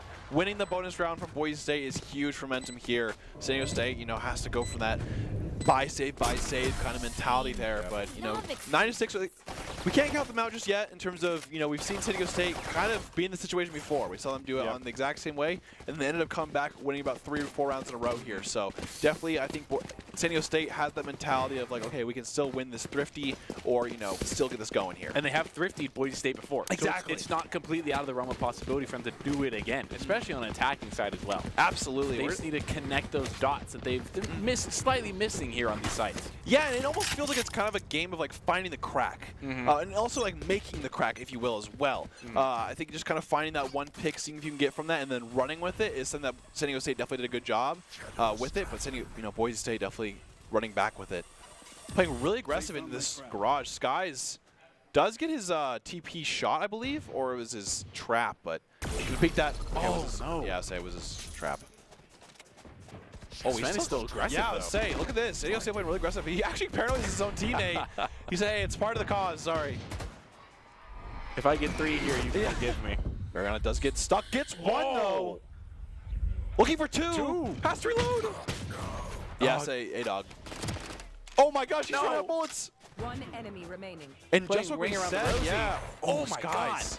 Spike He has an down. op, though. 1v2. Does go down, and that's what we're kind of talking about. Yep. That, you know, San Diego State has won the 30 before, and that's what they did again. I mean, they got a lot of space with it in Garage. They played pretty crazy right there, too. For Stan just to walk through Garage like that is pretty insane. Yeah. I mean, no utility, nothing. Just walks through. Same thing with Sven. Gets flashed by his own teammate. Says, I don't care. And just like that, you know, San Diego State takes the round, and they get an operator from that as well. Yeah, they get it not completely going free. to A-Dog. Yeah. Make sure Yeah. A-Dog's like, guys, it was one time. It was one time. It's one of those things where you can probably pick it up, and then everyone looks at him. He's like, I'm not using it. I'm not using it. You are banned forever. Here we go. Just jumping. Doesn't find anything, though. Skies shoots once. TP's away. San Diego State now knows they can get kind of the pressure here. I doesn't find Skies, though. But Sight is pretty free for them now. Absolutely. They know that once Chamber kind of TPs, that usually it's just playing by himself. Here comes the plant. Planting next to Box.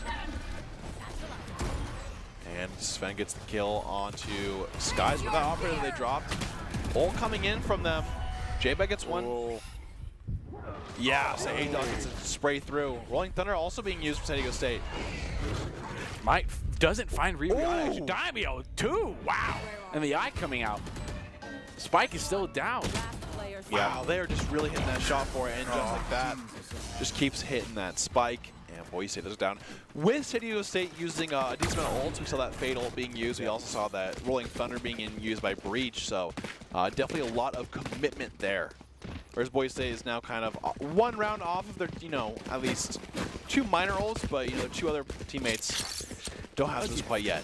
Which is looking like a repeat of before swap as well, where Boise State went up 3, but here came San Diego starting this thrifty and then starting this really good defensive execute. It's starting to look a repeat here, and with another 5 stack looking to be C here. It seems like that first half is exactly how this is going as well. Yep. But Sky's going to pick right away onto Shrike. That is their breach, so it's going to be a lot harder to get onto site without that, you know, kind of concuss and flashes coming from them. But still takes site nonetheless. They do have Showstopper here. That Boombot might find Rion in Garage. Does get planned down. Skies did pop the tour de force there, so be watchful for that. But BSU has a huge flank. Stan gets Mariana. There's 3 in Cubby here, but will they see it?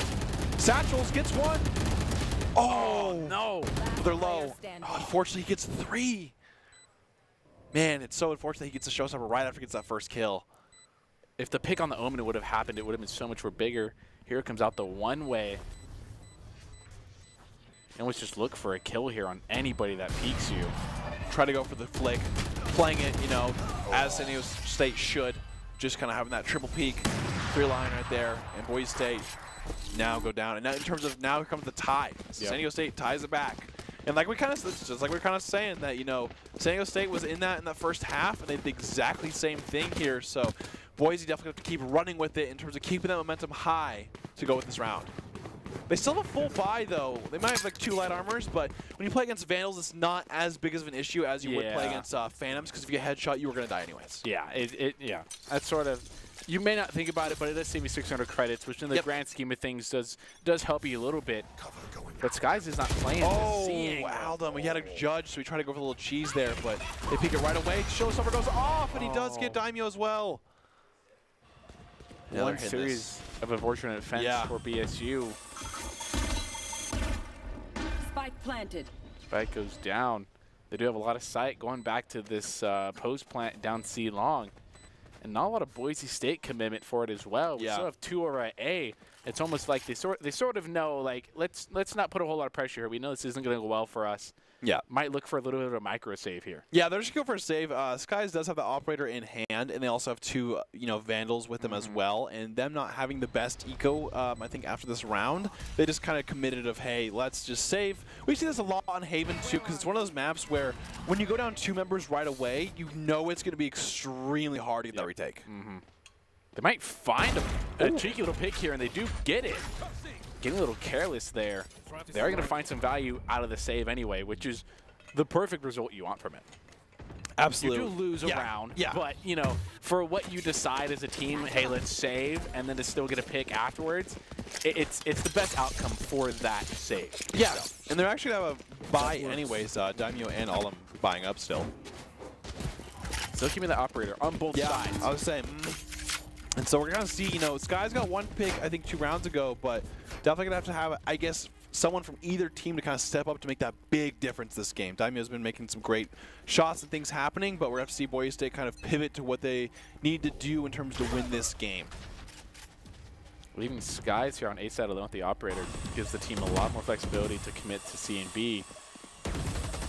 Garage is sort of free for them again.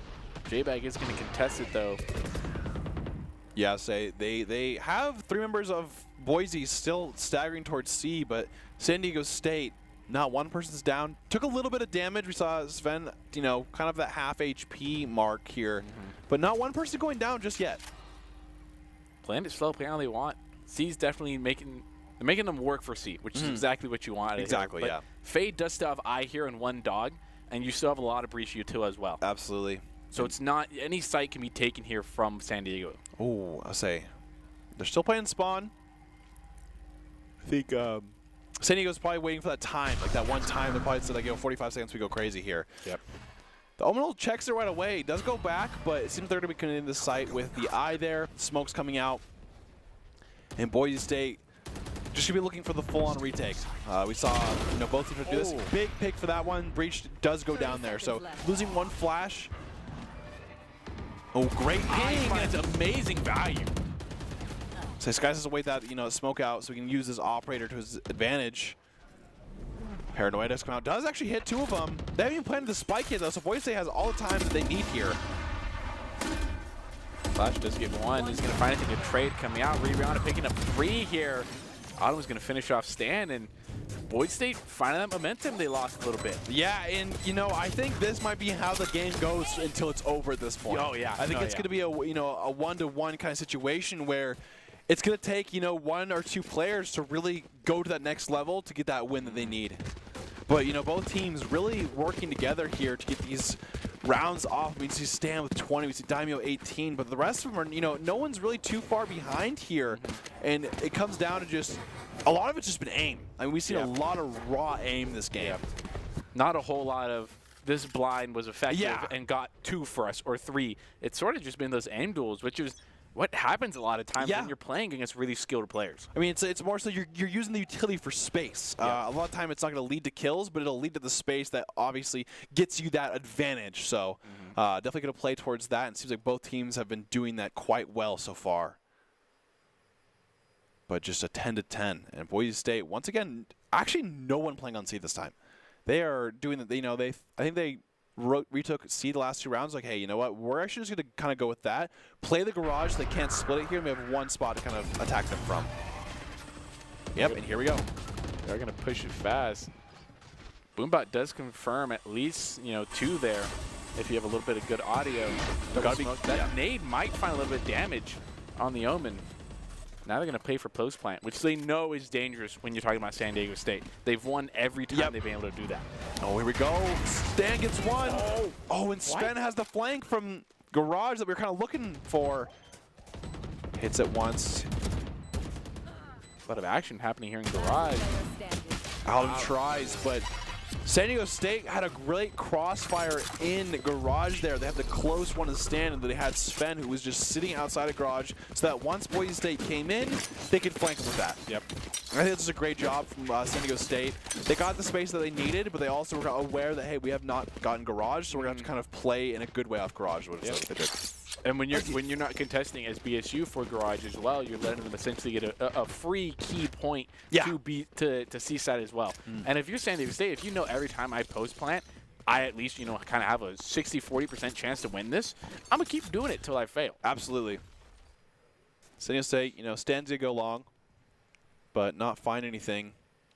But you got to be careful. Rihanna, yeah, does peek it, does go instantly down, and if San Diego State do win this, it is now, kind of that tie spot, or at least overtime, at the very least. But does get a pick back. Ooh, J-Back does go down. B site is now available to San Diego State, but they're actually going to do the split A instead, and actually going back to B. They look like they were going to go off top, but they're getting space as they should. Hubman's fighting Fade just a little bit, probably a couple little bullets exchanged. Do have a little bit of nasty flank here. Stan, none the wiser, might find it though. Nonetheless, is aware, gets one on Daimyo. Aware Skies. Ooh, Skies getting the trade though. Absolutely. Last player standing. It's 11-10 now. Skies 1v3 situation here though. And now San Diego State getting to that kind of match point there. Whereas Boise State, I think they're gonna have the bye, I believe. Point. Yeah, they will. Yep. But definitely have to win basically 2 rounds in a row here to tie it up. They have to play to near perfection. Yeah. At this level, or else any little slip up, any kind of level loss, where either you're looking for that hero play from 1 or 2 players, or as a team you need to play really effectively and win your duels. And I think it's gonna be a little harder here because San Diego State has 4 ults available. Yeah. We have that Rolling Thunder, we have the Fade ult, we also have the Showstopper, and we have the Tour de Force if needed. So definitely have a full arsenal of San Diego State ults that are also very, very high in kind of swaying one way. The Optimus does cost him a little bit. Looks like they're going to go for that. Does get the Fatal out, though. Nothing happens just yet here. Boise does find the Sven in the flank. Not going to get him just yet here. Alden's going to peek him. Does get the kill. That's a big one that they needed here. Watch the flank. Alden gets 2. That's both the flank players at the moment here. J-Bag's going to pick into 2, though. Oh, great. Rolling Thunder close. And his teammates. Oh, okay. Woo. I was saying, he's just sitting there. Does finally have sight here. Yeah, it stands in spawn though. A-Dog gets 1. They get to half. One enemy remaining. Satchel play does slave a little bit. Here comes out the showstopper from Stan. Used up. Oh, wow. And what a... That was a close round. Really? I mean, it was starting to get a little scary. I mean, Omen got yeah. 1 in the smoke. Stan got 1 as well. And then they got the bomb plant. And it was a 2v2 there for a second there. With Ottoman being low as well. Yeah, exactly. That was dangerous. And Boise State is going to go ahead and call a timeout here. 11-12. Might as well use it here because if you don't use it, you can't. I mean, it's going to reset anyways. So definitely kind of going with that. And, need to talk about what they can do to win this round, what's happening, and how they go to plan. But of course, this goes for San Diego State too. I mean, this is a timeout that happens. Both teams get it. So San Diego State, I think, has that Fate or the Breach ult still available for that Rolling Thunder. So they could be using that. But we're going to kind of see how these teams want to play this. I always kind of looked at as timeouts as sort of like ice in a kicker. Yeah. Right? I sort of always looked at it like that. Like, they're feeling really hot, right? Even though they lost that round and you're not quite in this zone of safety yet, you still know they got it down to 2. Yeah. Right? They're still feeling good. So I always kind of looked at timeouts like that. You sort of get to regroup. It's kind of like a mental reset, too. Yeah, it's kind of like, okay, we're going so fast. Like, it feels like, your heart pumping so much, especially in Boise here. Yes, going from 10 to 12, 11, 12, and now you're like, okay, whoa, let's put a stop here and let's think logically. Because at the same time, San Diego State has gone C almost every round here. Yep. So that becomes a factor of, okay, does Boise State overload C? Like, does San Diego State do it again? Or, what should we do? And it looks like Boise State is actually going to go for a full fan out here. Going with a, kind of that more leisure towards C just because of the chamber. You can always play that kind of 1 to 2 spots with his TPs. Rihanna is actually going to buy a judge. And the thing is that you have to keep in mind here is Rihanna has not played this position the entire time. Yep. And usually how San Diego State has been entering on the sites is Stan just double blast backing. So nothing here just yet. Skies just have an operator to kind of bait that Rihanna side here. But San Diego State just defaulted. Nothing too out of the ordinary for them. Once again, does have that Breach ult available. Has the Omen ult for a little bit of knowledge, perhaps, but we'll see how they end up using that. And Daimyo's get a little aggressive here. But San Diego State going towards that A, and the only person on A is Aldum, who is watching log, does get dogged out. Yep, they get some information from that, but San Diego State is not committing to it just yet. And we're seeing Boise State just kind of go off site here for the A, definitely having that Rolling Thunder in mind, but nothing is actually committed just yet. And we see Sven on the lurk here to be really careful because Mariana has a judge, so the moment they peek that, I think Sven is probably to get that kill. Gotta play those close angles if you know, which is playing that either C long or playing this short garage, which is what are you more willing to give up on? Are you willing to give up C long or are you willing to give up garage? And right now they're sort of in the dark of where they might commit. They've been faked out a little bit twice. Oh, it does get the actual TP there. 30 Shoots it. left. And here we go. Here comes the plan. Look at Rariana's positioning though. The dog doesn't see him. Oh no! Does get some damage out though. Still 5v4 here. Boise State has to play a great retake. They know that they always have this kind of long down, but this time Boise State cannot flank this way. Aldum misses the jump, but still has Showstopper available. Clearing the corners. Boise hasn't lost a single member just yet here.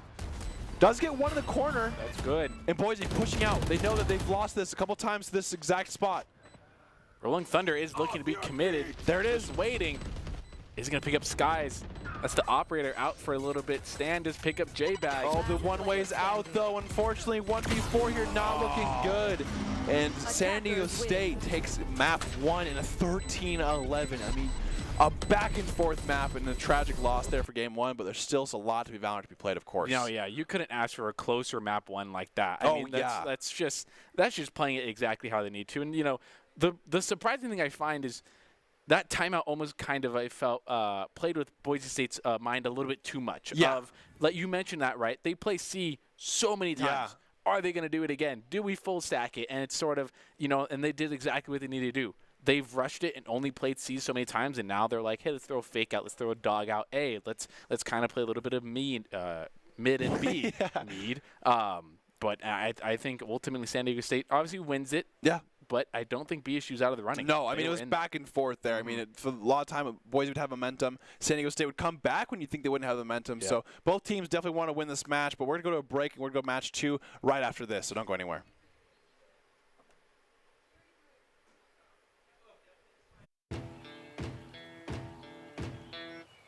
Growing up in Riggins, we have certain rules we live by. Look both ways before crossing the street. Fishing stories get better the more you tell them. Small town life makes your life anything but small. Never work alone when you go hunting. And always buckle up. Seatbelts save lives. That's a rule we can all live by.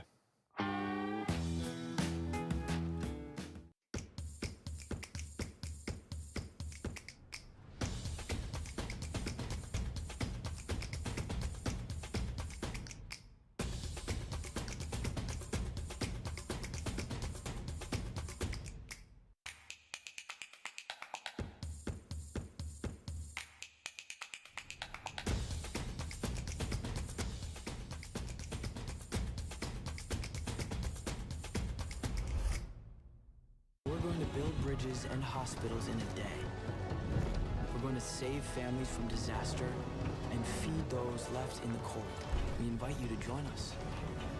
The next greatest generation is now.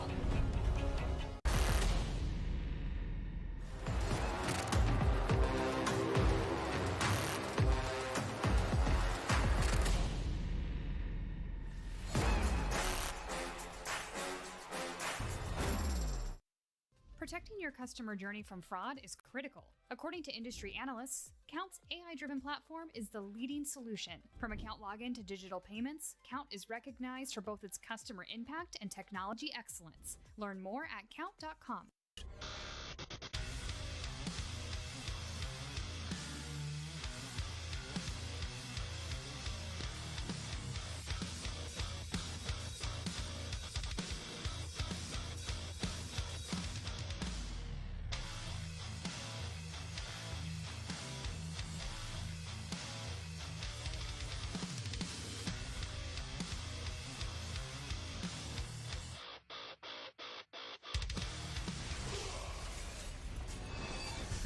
NationalGuard.com to begin your guard adventure.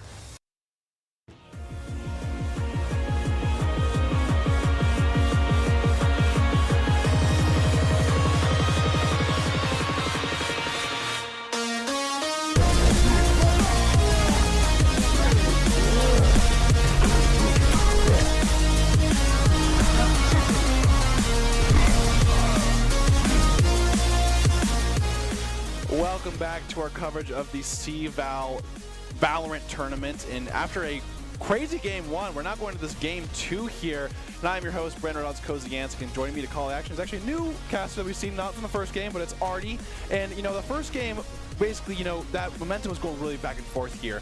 What do you think that Boise State has to kind of change up here for this game two? So I was actually running replay in the production booth during all of that. And there was a lot of times where San Diego State likes to just rush on a point. They would bait, and a lot of times it was baiting in a garage, and then everyone else would just rush onto C point. And it was really unfortunate. And then the retake play, which just gets more and more difficult, especially when you're getting under pressure, they would set up firing squads and, you know, turn VAL into the classic jump scare horror game, and they'd post 3 men in one spot, and then one person at a slightly longer angle, and 3 would pop and swing. If 1 went down, the 4th would pop out. And it was just like you had to prepare for that, but guessing on which side they'd be stacked up was really difficult. Yeah, I'd say that post-plant C side that really happened a lot. And I think the aim from both teams was definitely kind of playing that factor. We saw this utility being used very well, I would say, to kind of get that space here. But a lot of it comes down to kind of how is the aim feeling tonight. And, of course, now we're going to Breeze where, sometimes the aim is even more, I would say, important here with these really long angles here. How do you think both teams are going to play this different now that it's on this Breeze map? I think taking those longer angles, playing a little bit more patiently is really going to play into Boise State's favor here. San Diego wanting to rush sites, I think, will be their Achilles heel, because once they start giving away where they're going, and if Boise State recognizes they're baiting half the time, then they're going to easily lock down onto either one of the 2 sites, whether it be A or B, and actually be able to secure it and prevent any sort of taking. However, I'm really curious to see what agents they choose on this one, because I like the solo agent holding on one site for Breeze. Absolutely. And, of course, we have Doc's Keys. The game was brought to you by Drop-In Gaming. And if you want to focus those angles, flank, know your win condition, count those cards, call abilities, and click those heads. And this is brought to you by Drop-In Gaming. Drop-In Gaming, of course, is the premier online platformer for games who seek competition. Play your favorite games to win cash and prizes in both free and paid entry events and tournaments. Whether you're new to the scene or a seasoned veteran, Drop-In Gaming has the right games and competition for you. And, of course, going back to what you were saying in terms of that agent pick, usually on Breeze we'll always see these Jet players, and usually, we see Alden play Jet.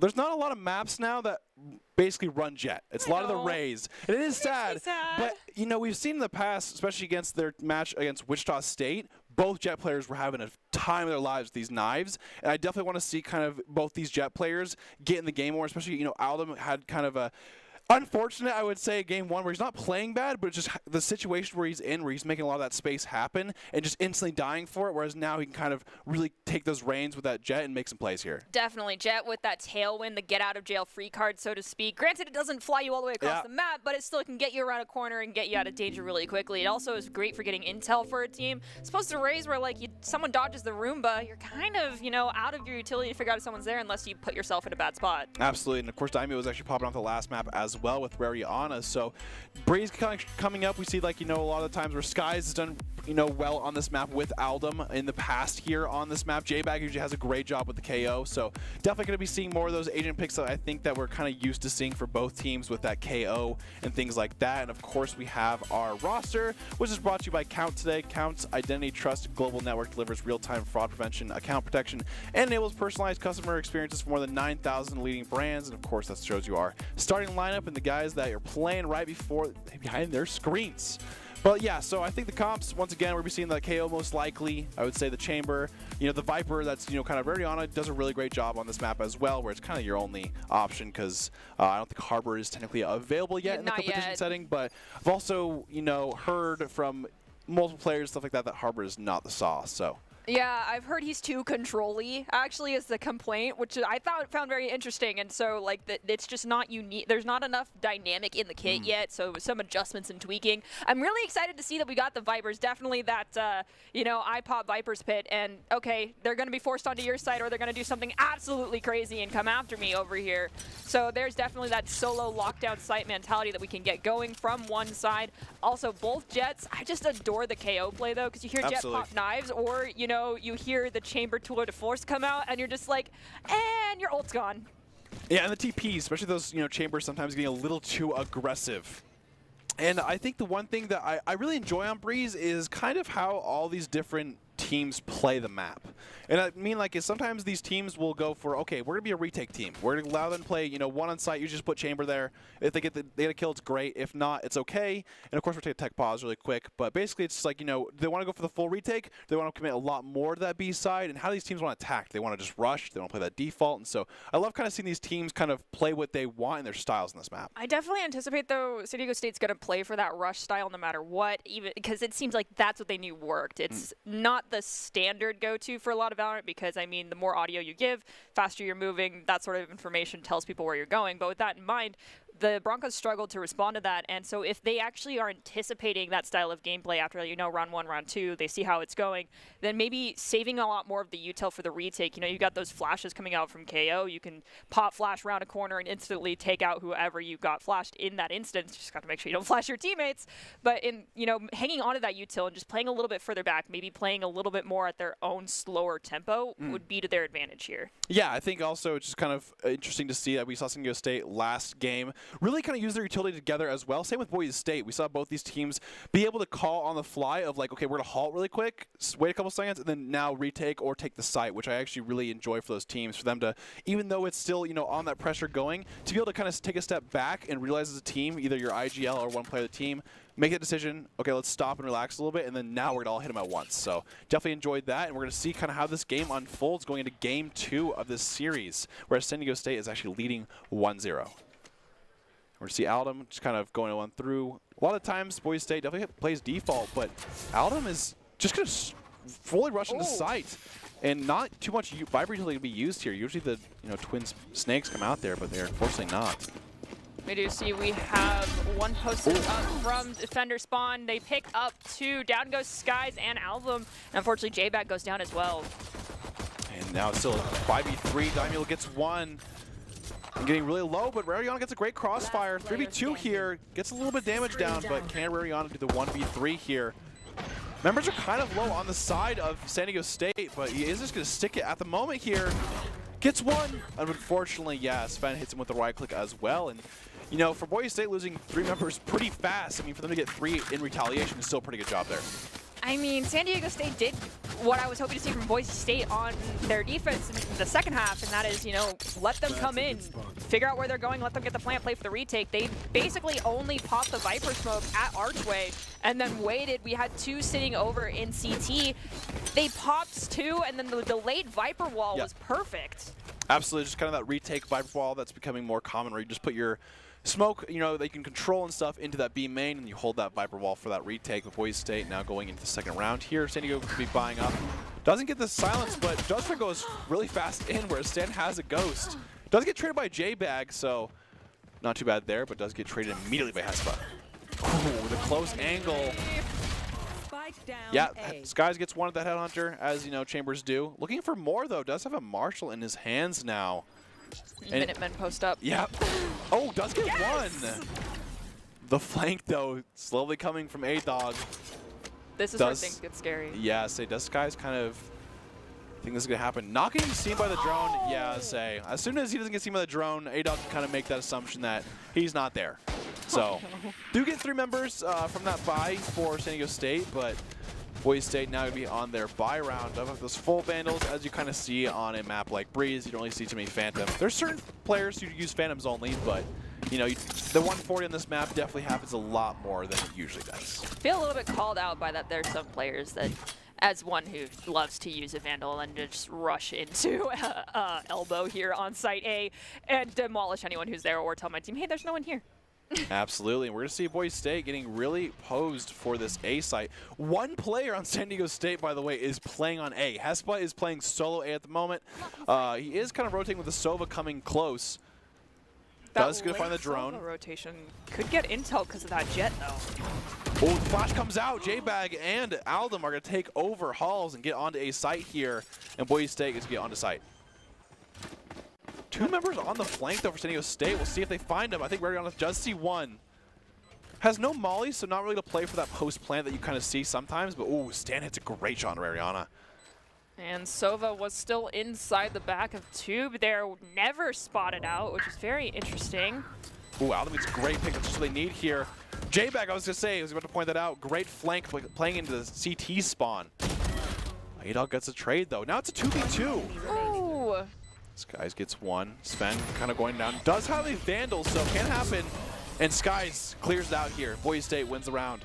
But does lose 3 members there. So San Diego State is definitely kind of very okay with that. I think that that's going to be the round they lose. Yeah, that's going to make Econ a little bit rough here for the side of Boise State. You can see that we have to do the, it's going to work. At least I can take 1 bullet to the body, half shield by there for Yeah, Album. the biggest thing I think when we've seen kind of things in pro play where NRG was a big kind of proponent of this, but they'll buy light armor. I mean, this is only one person on Boise State, but when you're playing against Vandals, if you get headshot, you're going to die instantly anyways. Yeah, that's what so, I've been told yeah, to and do. so definitely not the worst strat. Buying light armor is not like the worst case scenario, but we are going to see Stan with this operator on the jet here from San Diego State, so Boise's definitely be looking out for that. I think they did hear the op shot, so are definitely aware that it exists now. Round 4 up by, let's go. Yeah, we saw him. That's kind of the ghost that we saw round 2 as Jess mostly do on that Breeze map. So not too surprised there. And ooh, Shrike gets a kill onto Aldem there. And we're going to see 5v4. Boise still kind of going towards his B site, but A-Dog is going to put that smoke out there. If it keeps going up, though, Boise definitely be looking forward to it once it goes down. Ooh, and Viper has that Phantom and just peppering into their own smoke, not being able to be identified because of that suppressor. That's one of the reasons why I enjoy that gun. But the range, though, limits the amount of damage you can really get. Here we go. We just see that they know that there's, you know, some information here, but not really committing just yet. The dart comes out from Daimyo. Gonna go immediately down, and the Viper wall is committed by Boise State, but Sky gets a pick from mid here onto Shrike, and it looks like Boise State's gonna be posturing towards an A push, which I think is a great kind of, you know, heads-up call here. They know that it's really hard to get past that Viper in our utility, so they're just gonna, you know, kind of posture over to that A site. They did a bait and switch, but they do still. I don't know if they know that Jet is waiting. Oh. Beautiful. Now, do we get a free op though? Is my question, because I love seeing a free op grab or just eat it off the map. And Skies and Aldem on that operators on this map have done a great job in the past as well. So see how it goes. Does get the plant down. Daimyo has a great flank. Does have the dart available. Viper's Pit's been dropped down. Which I'm a big fan of. I think Viper's Pit is you should just use it whenever you can on this map. Oh, great dink there, but did like no damage because the spot they hit him was a very like, you know, high pen wall. So fortunately it does like no damage. 2 HP by Daimyo now. Dealing with Viper's Pit is very difficult on a retake situation. I mean, the one thing that I've seen work time and time again is getting a Yoru to just, you know, hold into it and say, shoot me, to give people the idea of where others are standing. And then beyond that, like a showstopper possibly going in, or you really just go in blind and just have faith that your team pops off. But in this case, you just run away. And Skies gets that operator in his hands, which, you know, hopefully can do some damage there for Boise State. But Boise State tied back up 2v2. And I really think that this is going to be the entire series. I think even if it goes 3 games, you know, it's great. I mean, I think these teams, you know, they really want to hit that phase 2. In the fall, they do that phase 2 to play a lot of good teams for that, you know, the qualifier as well. So I think both teams just really want that, of course. And so fighting back and forth, and we've seen just kind of the mental of these teams. Also, I really do love how they just both are in it. Even if they get into the disadvantage, they're still giving it their all. And, you know, both teams are not going to let it down easily. Most definitely. We can see that we have 1 KO ultimate. San Diego has theirs online. Interested to see if they use that as a shutdown opportunity or entry. We'll have to wait and see. Pop the flash. Jet comes in with that tailwind. I think A-Dog's realizing that most of the force is going over to A, and they're backing off. This could be a bait and switch opportunity for the Broncos, but I think they've committed over here. Yep. And wow, I mean, Boise just kind of had a firing squad over there, just getting 3 kills immediately. And you know, it seems like if you give just a little bit of space to Boise right now, they're taking the entire thing. I mean, we've seen Aldem get 1 dash in there. Next thing you know, he's in their spawn. And so these players are definitely not ready for it. And you could tell that San Diego State is kind of aware that these flanks could exist. It's just not in the right spots. It seems like the Broncos are returning the favor of what we experienced when San Diego State was attacking on Haven. They're just like, okay, they did it fast. Well, let's show them how you actually do it fast. Absolutely. And I also like the patience as well, not just committing too much right away and just kind of using that for, like, you know, kind of retake possibility that we saw 2 rounds ago. A-Dog going to be sitting on a B side. Does have the Viper's Pit, but Stan gets a pick right away. Great trade, though. Oh, here comes the drone. Once again, kind of posturing towards his B side, but, you know, Boise, I think, is not going to commit right away. Hunter's Fury is available, decides not to use it, not worth it. I mean, if you really, really, really want to try and clear a Viper's Pit, you could, in theory, use Hunter's Fury for it. It's just not the easiest thing to do unless you can bait them into one tiny corner. Absolutely. And we see Sky's kind of lurking back with this chamber, not going to rotate right away, has TP available. I'm just kind of holding it to see if anything happens. Oh, that patience, though, that Sky is showing is absolutely phenomenal. Oh, wow. Great peek by Shrike. Just great timing there. Gets 2. Oh, and Sky's... Oh, no, the timing as well. Oh, this is getting scary. So 2v3. So if Skies or Daimyo get it 1 kill, it's going to kind of even it up with the numbers. Here we go. Come and on. A-Dog there gets some great job with 2. Sky's so close to getting that timing, but does go down. And San Diego State had a great defense there. I want to say Shrike's play, getting that 2, mid right there, really kind of shuts down Boise State's attack. I mean, if you know that we're going to have this Viper just chronically posted up over here, do you think, like, instead of just trying to force the Viper, you just rush the other site? Because it seemed like locking down A, getting to pyramids worked great for the side of the Broncos. Yeah, I mean, it's just, you never really know what they're kind of thinking, but sometimes it's ever, okay, we did that last time, or maybe they can think that get that timing off, and unfortunately right there, just did a great job of, playing really disciplined there from San Diego State, and just, it paying off. Ooh, Skies just popped the tour de force to do entry here from Caves. I like that. Let's see this pop and swing from the team, but they're going to get flashed instead. And here we go. Aldum kind of holding this mid. Not much happening. They're going to see the operator in the corner there, so instantly the TP away. Ooh, Skies gets a great pick on the Hespa there. Daimyo going to get some space, though, but be really careful with this operator. Oh, great timing there for Sven as the wall goes up. Gets 2. This Hunter's Sphere was trying to find Sven, Yeah. but unfortunately just could not make the connection in time.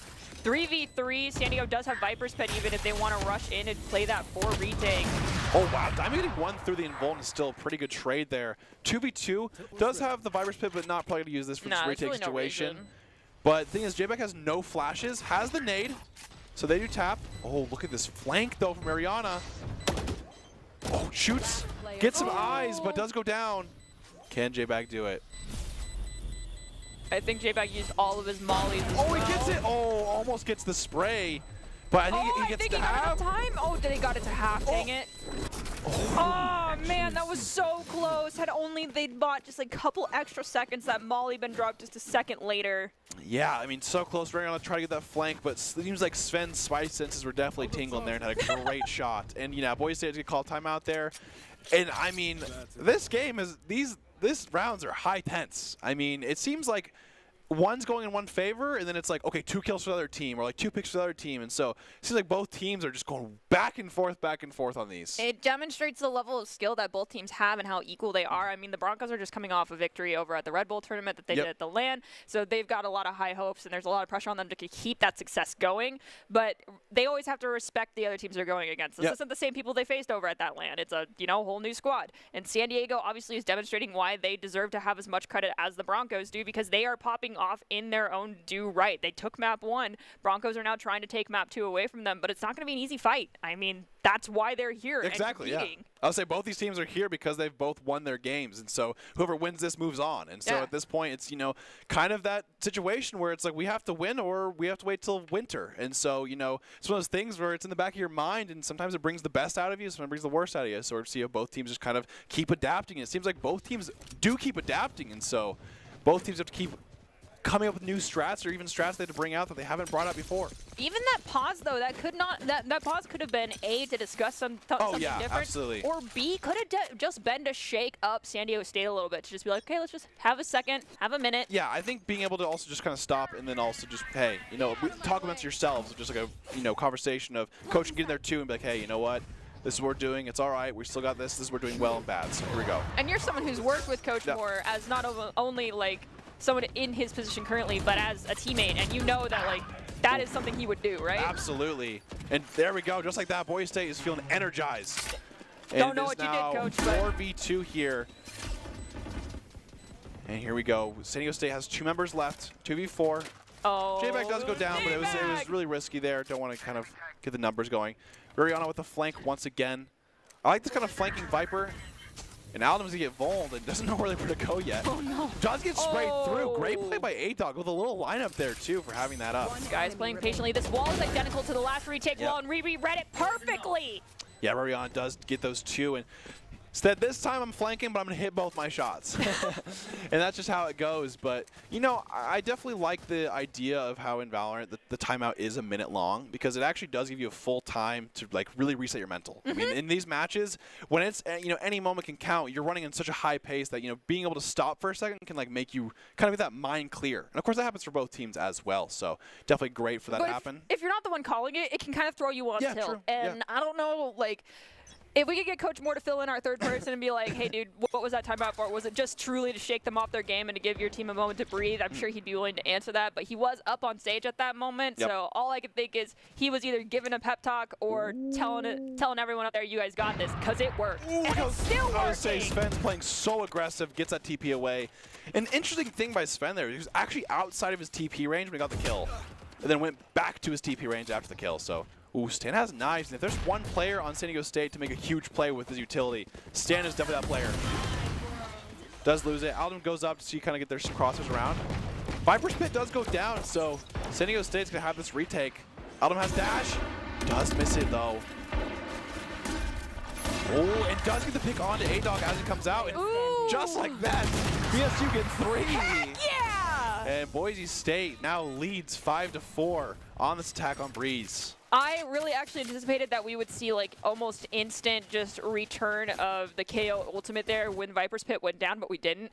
And they were, I don't know what the thought process was there for San Diego State. They probably thought they were close enough they could just surround and conquer, but it did not work. The amount of cover you get from this, the ins and outs, they just locked down every possible angle, and just one by one you see them all fall. Yeah, the KO for the retake there is definitely kind of scary for San Diego State, because it's a thing where it's like, I'm right here. Like, it shows you where you are in a Viper's Pit, so it definitely is kind of disadvantaged in terms of both teams for using that sometimes, because it's like, hey, here's where I am. So here we go, J-Bag and the rest of the crew going mid here. Does get Aldam's dash right away, but does not go down yet. But Daimyo gets 2 in return. And just like that, Boise State have a 2-man advantage for this round. My one request is in this game, I want to see Daimyo get a double kill with Hunter's Fury.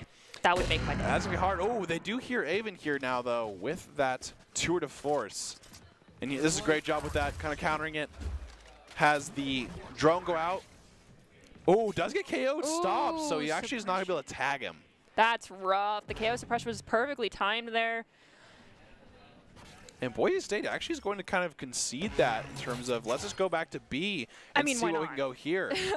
I mean, you see that pulse, you know if the KO is moving or not. So, like, someone can just linger back a little bit, exactly like we have right now, and just say, it's not moving, they're there. They think we're going to be pushing over onto A sites. Let's swap B. We have Chamber at the top of Elbow here. Let's see if they're going to be able to catch anyone out. They're also going to secure the through double door rotation as well. Oh wait, no, they're going through tube. Absolutely. And you see Daimyo actually has a giant flank, and the biggest thing is he actually was seen by KO's suppress, so that gave a little bit more time for San Diego to rotate here. And yeah, now Sven is by himself. I think he heard Daimyo.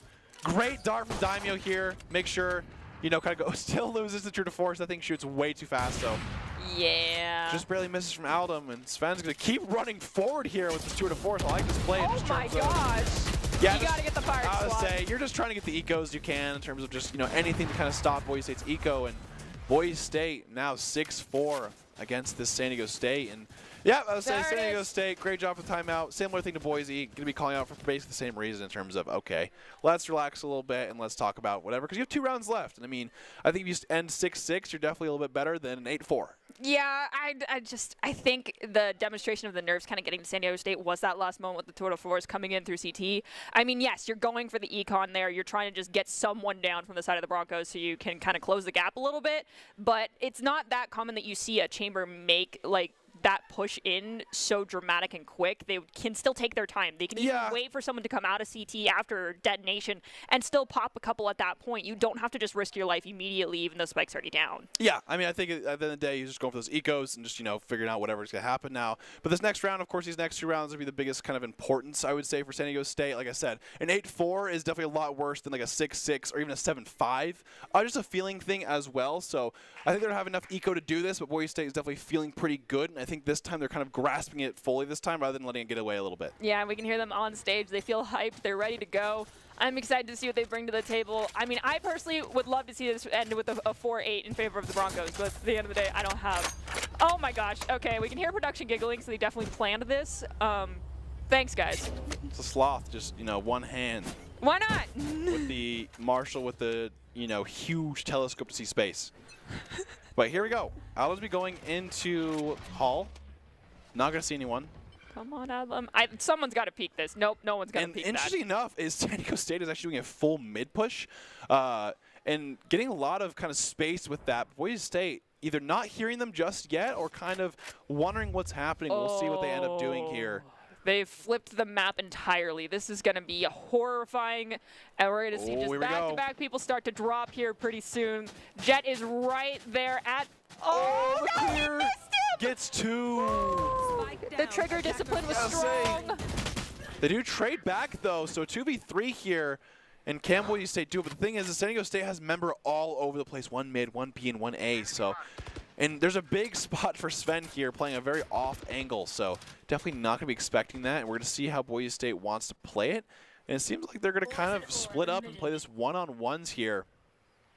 The chances, I think, please check your angle card. I think the chances how J-Bag gets a pick though, but once again, I think this angle is going to be a really hard situation for Sven as he kind of just plays in this corner. Even though he's TP, does he check left? Oh, he does, but does go down. Does pop and swing. Oh, great job with the wide swing, and now they get J-Bag up, and it's now a 2v1 situation for Boise State. Okay, that was calculated. The sacrifice from J-Bag to come in while ulting, knowing that he could be the bullet shield for Riri and having Riri clutch it, that was absolutely big brain. We know San Diego took that pause to say we're changing our game style entirely. Broncos took a moment themselves, even after getting that far down. Yeah, I would say reclaimed. Huge disadvantage there. And the thing about Sven there is, you know, he gets his one, which is so important, but the thing is it's KO during his ult. Yeah. And Severiano hits him with a wide swing, does a great job. I do want to say Stan's play was fantastic here, playing that kind of space and then getting two and, you know, immediately going down. But J-Bag and Mariana basically aced. They did ace the round. There was 3 on J-Bag, 2 on Mariana. So basically it's 2 members from Boise State picking it up, and they're doing a great job and just what they needed here to keep the momentum. It's now 7-4, and Boise State looking to go 8-4 into the half. Wow, A-Dog with a crazy peek there. Get some damage onto Aldum too. But that does mean that Aldum is able to tell them that A-Dog is over here on the left-hand side. And if they decide to rush it, they can. But I do believe San Diego State is preparing for the pinch. Ooh, big pick there from Skies as they get that mid pick. Does TP away too, so doesn't get repicked. And Aldum with a great pick as well. Here we go. They know that A-Dog's still probably on the site somewhere. Ooh. And Sven with the flank, though. Still 1 member ahead for Boise State. Goes through the Vuln, but decides, okay, that's a little too far. Yeah, I mean, you can kamikaze through your own molly, but kamikaze that one is a little difficult. Good trade, though, from J-Bag at the end of the day. But look at this flank from Sven. They still have not planted the spike, though, so time is not the essence. And just like that, the flank comes in. But still, 2v1, Daimyo and Mariana. Just gonna kind of hold it there for the time being, playing the 1v2. And at this point, they're probably going to start thinking that maybe he could probably flank to elbow, and here we go, they're about to meet. All right, Daimyo, get the plant, and then I want a Hunter's Fury kill. This Here we is go. This is it. Sven. Lock it down. Definitely feeling pretty good about this. I don't need 2, I just need the 1. There's only Sven left standing. You got this. He's mid. Please tell me it was communicated that he is coming mid. Oh, it looks to jump peek. 20 seconds left. Has the recon dart. Probably just going to wait for it at least a little bit. But no. Sven is walking the entire way. Daimyo's going to peek it here. Does find it. At least knows where he is now. Pop it. Okay, you don't even need it, but the team ace for the Broncos. That was gorgeous. I would say a great just kind of short swing there, and Boise doing a fantastic job. 8-4 now, and, you know, San Diego State, I would say, is not losing these rounds in a very, like, convincing way, I would say. It's always, you know, 1v2, 1v1. It's always these really close rounds here. So San Diego State definitely is still in it in terms of this game. So both teams, you know, one looking to run away with it, one looking to kind of bring it back. I love to say this term when it comes to any esport, but it's good Valorant. Absolutely, and you know, with how San Diego State has played, especially how they played Haven, an 8-4 lead is something that you definitely have to keep your mentality going with Boise State. You need to close out the game for this to happen, and it's definitely not even like it's not over yet. So Here we go. Going to the pistol round. I think Boise State's actually won, I'm pretty sure, every pistol round so far. And so, actually, except for the first round and this one, Breeze, they actually did lose that one. But well, here we go. Let's see how it goes. Yep.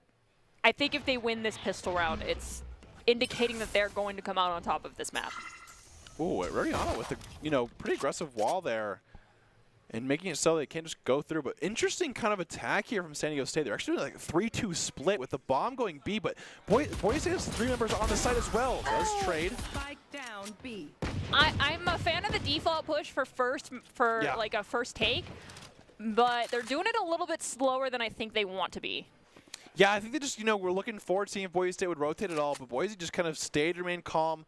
The 3 on site, and we're just going to kind of hold it until it happens on A. But now this time, San Diego State getting a lot of space on A, as Boise State is going to kind of give them the site. Does have 1 flash available for the retake, does get 2. But, all of San Diego State's going to be here, and it's going to be a 4v4 retake for Boise State. I thought it was really interesting that we saw them take down 1 on B, and they identified that there's 2 more there, and so they rotated A. I think their anticipation was that there was someone still floating in mid, and that was going to pinch off into A site, so they decided to go B, thinking there'd be 1 person. But they went so slow, all of the Broncos are there. Yep. Oh, here we go. Oh! He wants to. Oh, he goes through! And the outsay still, unfortunately, goes down. The right click. Skies gets another one, though. 3v2. One enemy remaining. Rariana gets 1, and now 1v2. Can Rariana do it, though? The dart comes. Come on, Riri. You got this. Oh, great job from Stan, though, playing that post plant, playing in the corner they need to. And wow, just a crazy round once again of just so much happening all at once. I mean, they get kills each within the first couple seconds of the round, and then it's just nothingness. It's just calm. And when you don't hear, sound for a little bit, you start to like, it's horrifying. What's happening here? So, great job there. I'll say San Diego State playing the 1v2, of course, really well in terms of, okay, we're going to play both sides. Crossfire, Boise State, now going to be having that save round, whereas San Diego State is going to be playing on that bye. And here we go. We're going to go through mid. I like the Sheriff pick. Yes, it does. The Sheriff got enough kills last round to kind of make it happen. A-Dog uses that Viper wall, and it seems like San Diego State is be doing a full-on A push. The drum comes. Yeah, it's been identified. Yep. 2 are rotating out from over on B side through mid. They're going to come through double doors, but they're not going to be able to pick anybody up coming from that location. And look at this. They're just all in sight for the most part. BSU does find lose 2. Lose 3 at this point. Tries to get 1. Unfortunately, it is a flawless, so San Diego State is going to be keeping all their weapons. And like I said, I mean, San Diego State can definitely bring it back here. Winning the first 2 rounds, kind of, usual when you win pistol. But now it's going to be Boise State's kind of reaction to that with all these Vandals. And they have 2 light armor buys, which, I mean, not really the end of the world, but this is definitely a very important round for both teams. I think Isn't this San Diego's bonus round? It is, yes. Yeah, so they're buying as much as they possibly can. I think we do have 2 light shields, even though one of them could have gone full buy with full shields. That is a risky play. I understand this is a make or break style of moment here for them, but 2 back-to-back wins on your bonus, I feel like you could have gone with Guardians. Here we go. And we'll see what they end up using for. So Sky's holding this with them. Like I said, big round for Boise and San Diego State. If San Diego wins this, definitely has a great econ advantage over Boise State. Flashes over the top. Doesn't get too much from it. Sky's playing really up close here. Oh, great dart from Daimyo. Good tag 2. Oh! Here's the Guardian here from Stan. Great shock dart. I don't think it actually fully hits him, though, because he updrafted. I'm glad to see the Guardian. I like that buy when you're in a pseudo-hurting position. It's underestimated. Oh, wow. Stan gets 2 of it, though, with the Vuln on the ground. And Boise State's actually down in members at the moment here. Oh, great job for Rariana to get that kill. Here comes the defuse. Anyone get a peek? And Boise's just kind of holding him down. Gets to half. He's actually sticking it. Yes, bro, stick it, just like that, Skies acts as a body bag for Rariana. Get down, Mr. President. And they do get the round, and Boise State wins a big round 9-6. Whenever you're in that horrifying moment, you just have to keep saying pro stick it. Like, that's the only mentality you can have at that moment. Absolutely. And I do want to say, I think Sky's head up play there is also really important. Just going in on top of Rariana so that if they do shoot, it goes through him first. Yeah, you so get the bodies in front of you. Absolutely, like right here. And he does go down, so it's like it definitely was useful. Get down, Mr. President. Yeah, absolutely, and that's a big round for Boise to win. However, the thing is, the flip side is they lose all of their eco. So they're actually still going to have to save the end of the day, but they do get the win. there, yep, great job from Daimyo. Does find, I think, 1, maybe 2, but definitely know they're on this A side. And look at Alden playing really aggressive with this flank here. I mean, go hard, J-Bag gets go a home. kill onto Jet, I think, the smoke, but great job there. We got a Classic and a Sheriff coming up here through Cave. Double flank. I'm looking forward to seeing a pinch-off play here. Let them get the plant. Let the Viper wall go down. Engage. Ooh. There's 1. There's 2. They know that they're in the wall. We just heard the call. The wall went down, so they're going in. This is Skies, it. What Nice. a great play. Here we go. It is now a 4v1. They know they have it. And just like that, Daimyo says hello. Yeah. And Boise State 10-6 with a great thrifty round.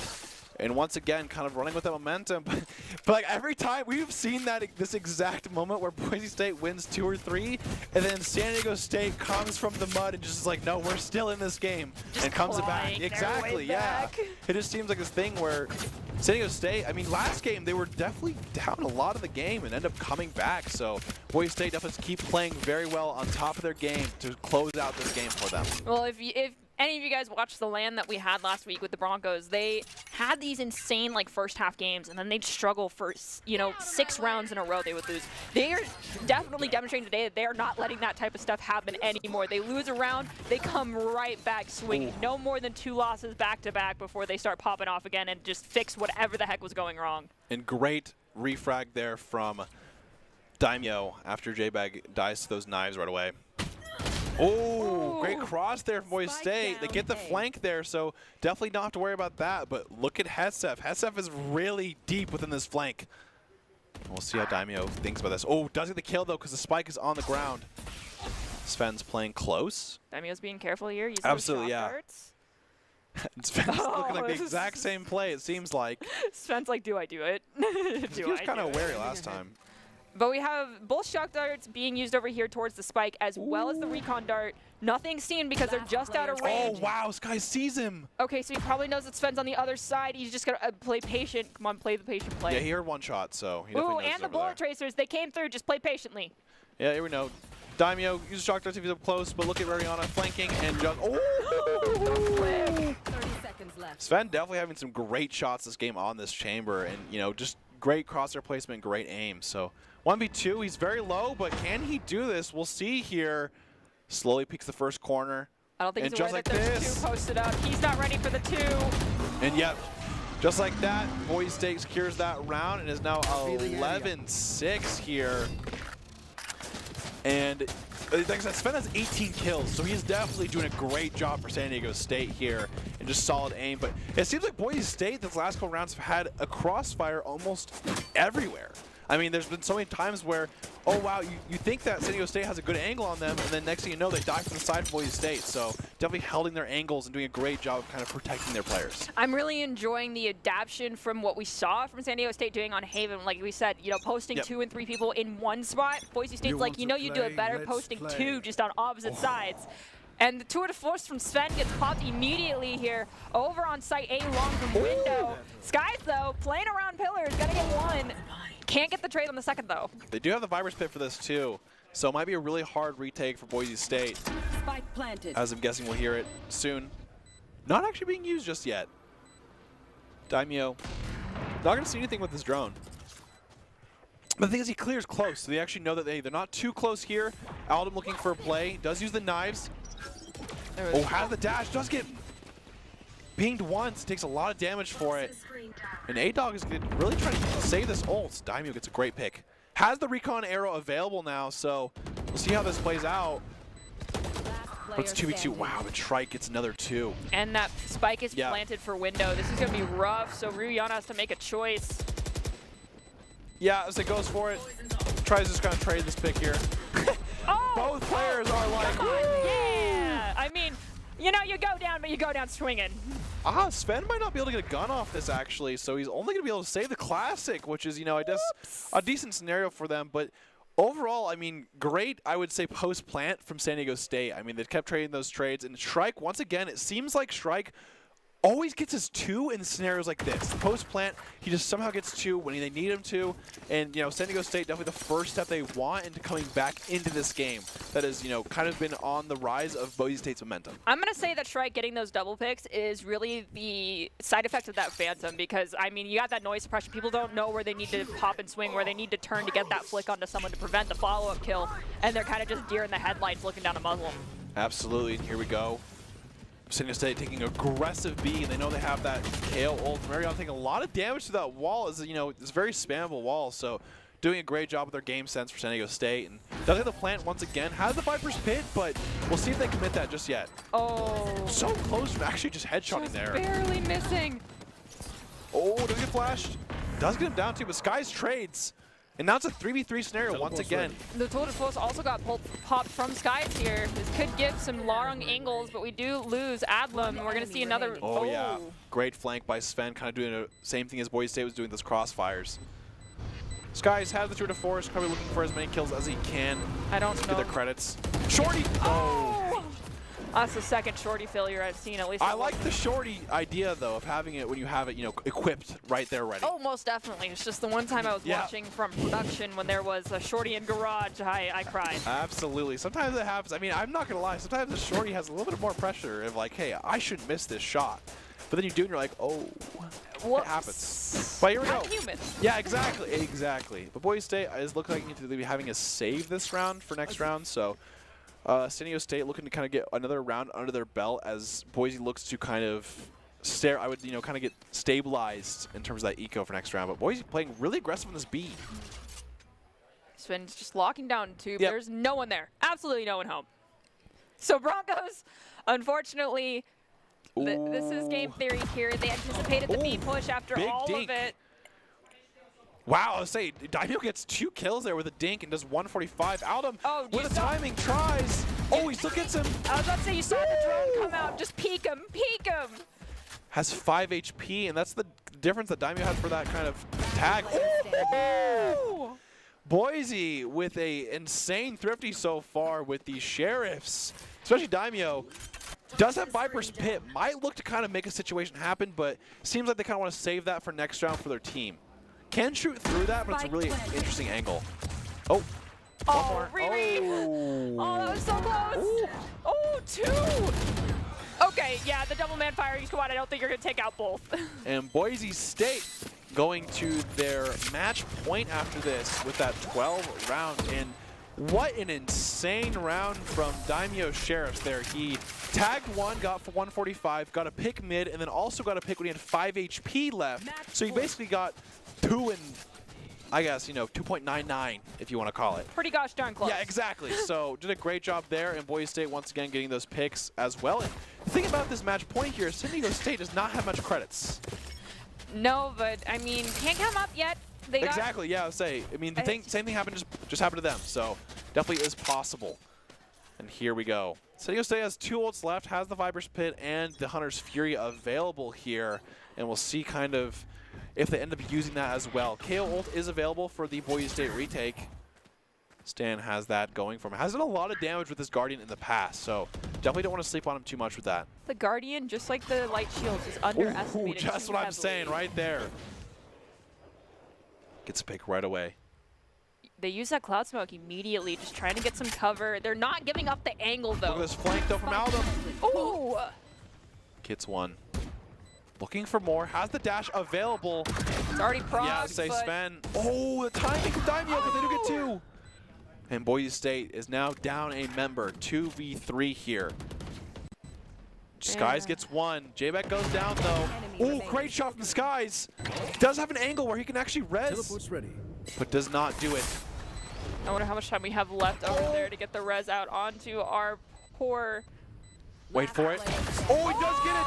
And he misses the corrosive bites! And just like that, Boise State is going to take map 2, and we will be going to the decider, which is Fracture. And this game, I think, is Boise State taking their advantages and pushing them even further, whereas last game, San Diego State kept coming back and clawing back with those situations.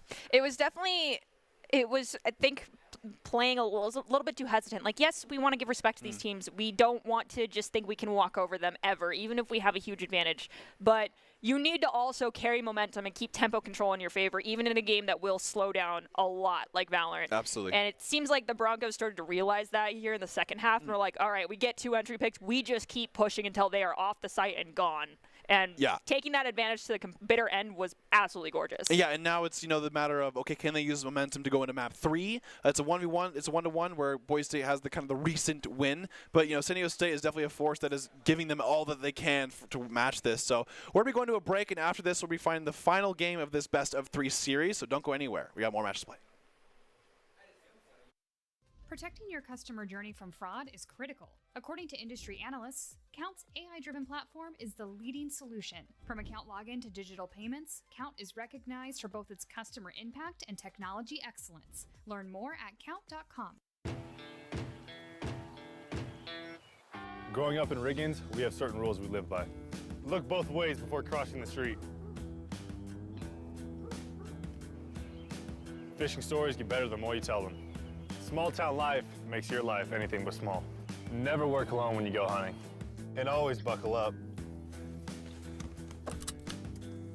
Seatbelts save lives. That's a rule we can all live by.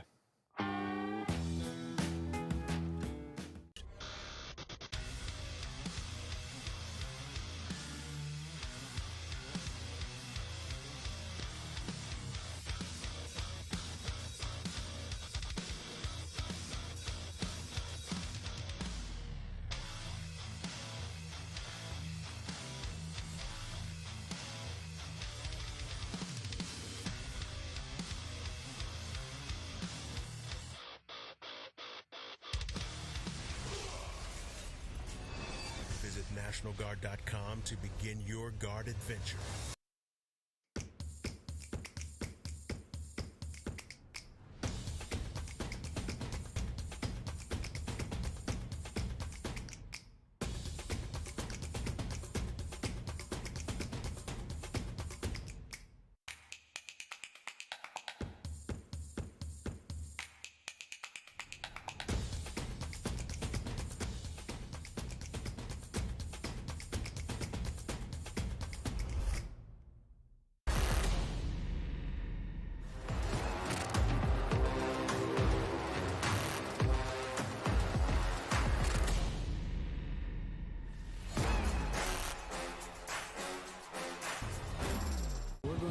Bridges and hospitals in a day. We're going to save families from disaster and feed those left in the cold. We invite you to join us. The next greatest generation is now.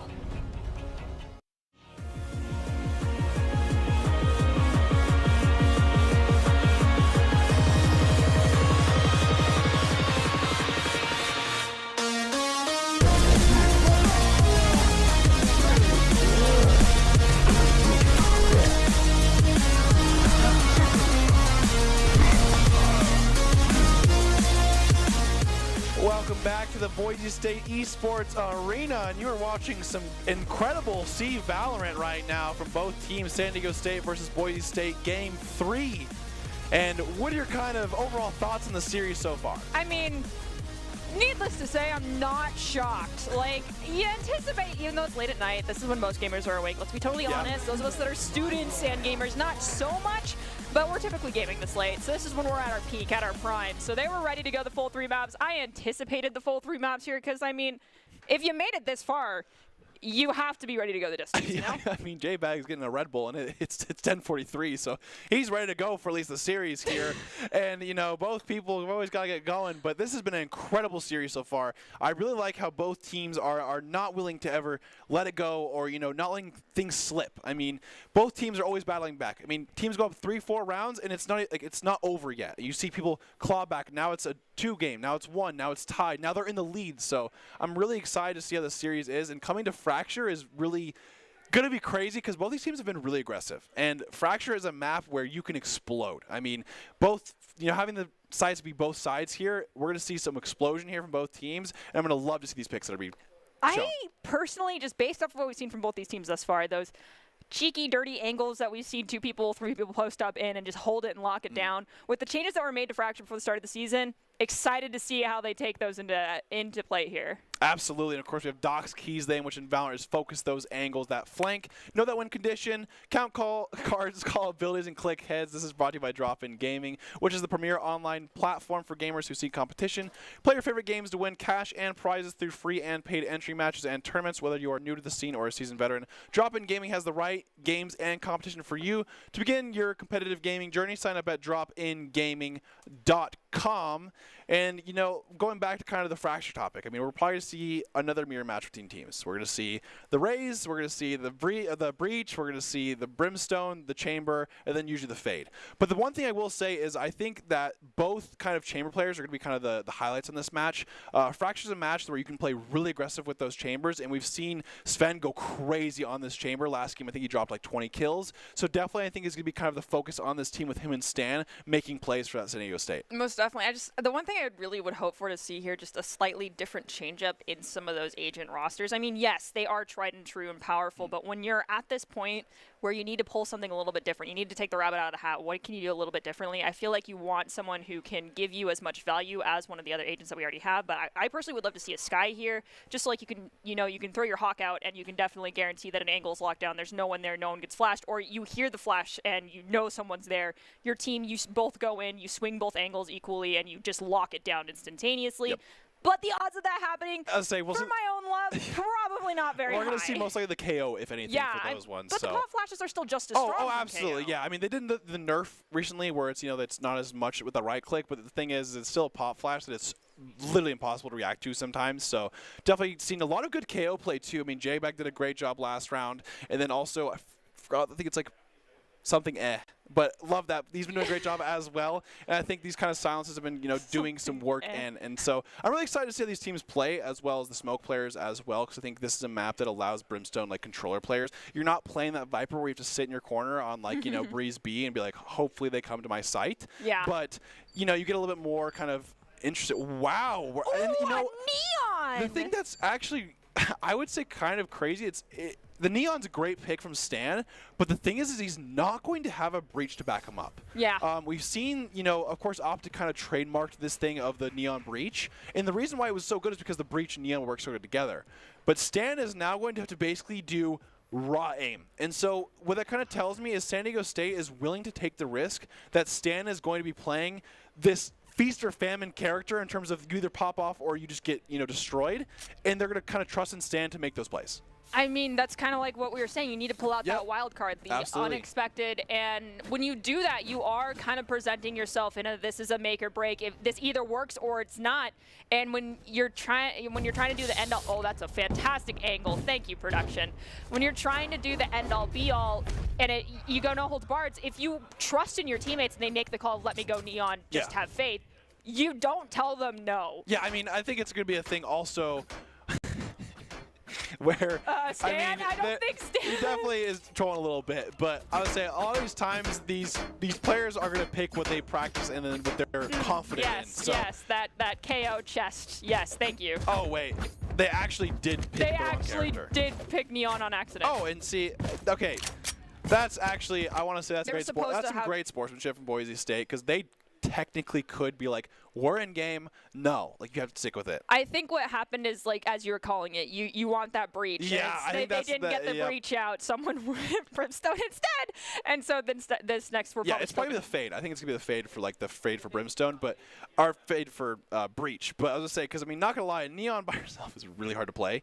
But I mean, I will say I still think it's great sportsmanship from Boise State because there's a lot of situations where teams can 100% have the reason to say, no, we're not going to do that. And so I think it's just a good thing. They want to win this, not have anything behind it, or, because it's always a thing where it's like, oh, well, you don't let us do this. And, of course, we saw Daimyo throwing it back up like this. He's ready to go. It's winning in the good spirit of the game. You don't want to win, dirty, so to speak. You want to win knowing that the other team came in at the best that they could be playing against you and to know that you bested them when they tried their hardest. That is a true victory. You guys are awesome. And thank you so much for being such great sports. And the thing is with the stall, J-Bag gets that more Red Bull kind of kicking in for him. He you know gets what I'm saying? Caffeine. Absolutely. I mean, I will say, not to say anything, but last time I will say Sky's popped Red Bull, the last game 3, dropped like 20. Yeah, I saw who knows? that man grab 2 Red Bulls one time before a match started, and like I legitimately, as someone who's told people like if you can't handle your caffeine, don't take it before a game. But to see someone just be like absolutely and pull 2 on stage with them, I'm like, that is a bold move. That is a human being who knows what they're here to do, and they're like, I need this. Yeah, and so we're just gonna have these kind of players get back into it. Like I said, I'm guessing the mispick was probably the Breach over the Fade, or it was the Neon instead of the Raze. That's like my 2 guesses, just because one of them is interchangeable in terms of the Neon, like I said, by itself, really hard to play. I mean, Stan is the player who might be able to kind of pull it off, because this whole series, he is a kind of plays by himself a lot of the time. And the other thing is that, like, San Diego State was being very honest up front. They're like, we intended to get a Breach, so we probably will anticipate that the Neon's going to stay there with them. And with that, they basically have given their entire comp pick over towards the side of the Broncos. So the Broncos, they know that by asking for that restart, they're giving away all the intel that they can pre-map pick. And so it's a 50-50 shot, but it's done in good faith. And, like, you know, you ask the Broncos for a favor. You, in turn, are also giving them a little bit of extra information. And that's fine. Yeah, but here we go. So now this is kind of with the comp that we were expecting with San Diego picking that Breach. That's just going to be the thing that you're going to be seeing. And like I said, the only difference between these 2 teams is going to be the Neon versus the Raze. And so the one thing we're going to be expecting is just seeing this full-on, I would just say, pressure from San Diego State. But you see a lot of fast-paced, I would say, rounds with the Neon and the Breach. So definitely be looking out for those kind of combos.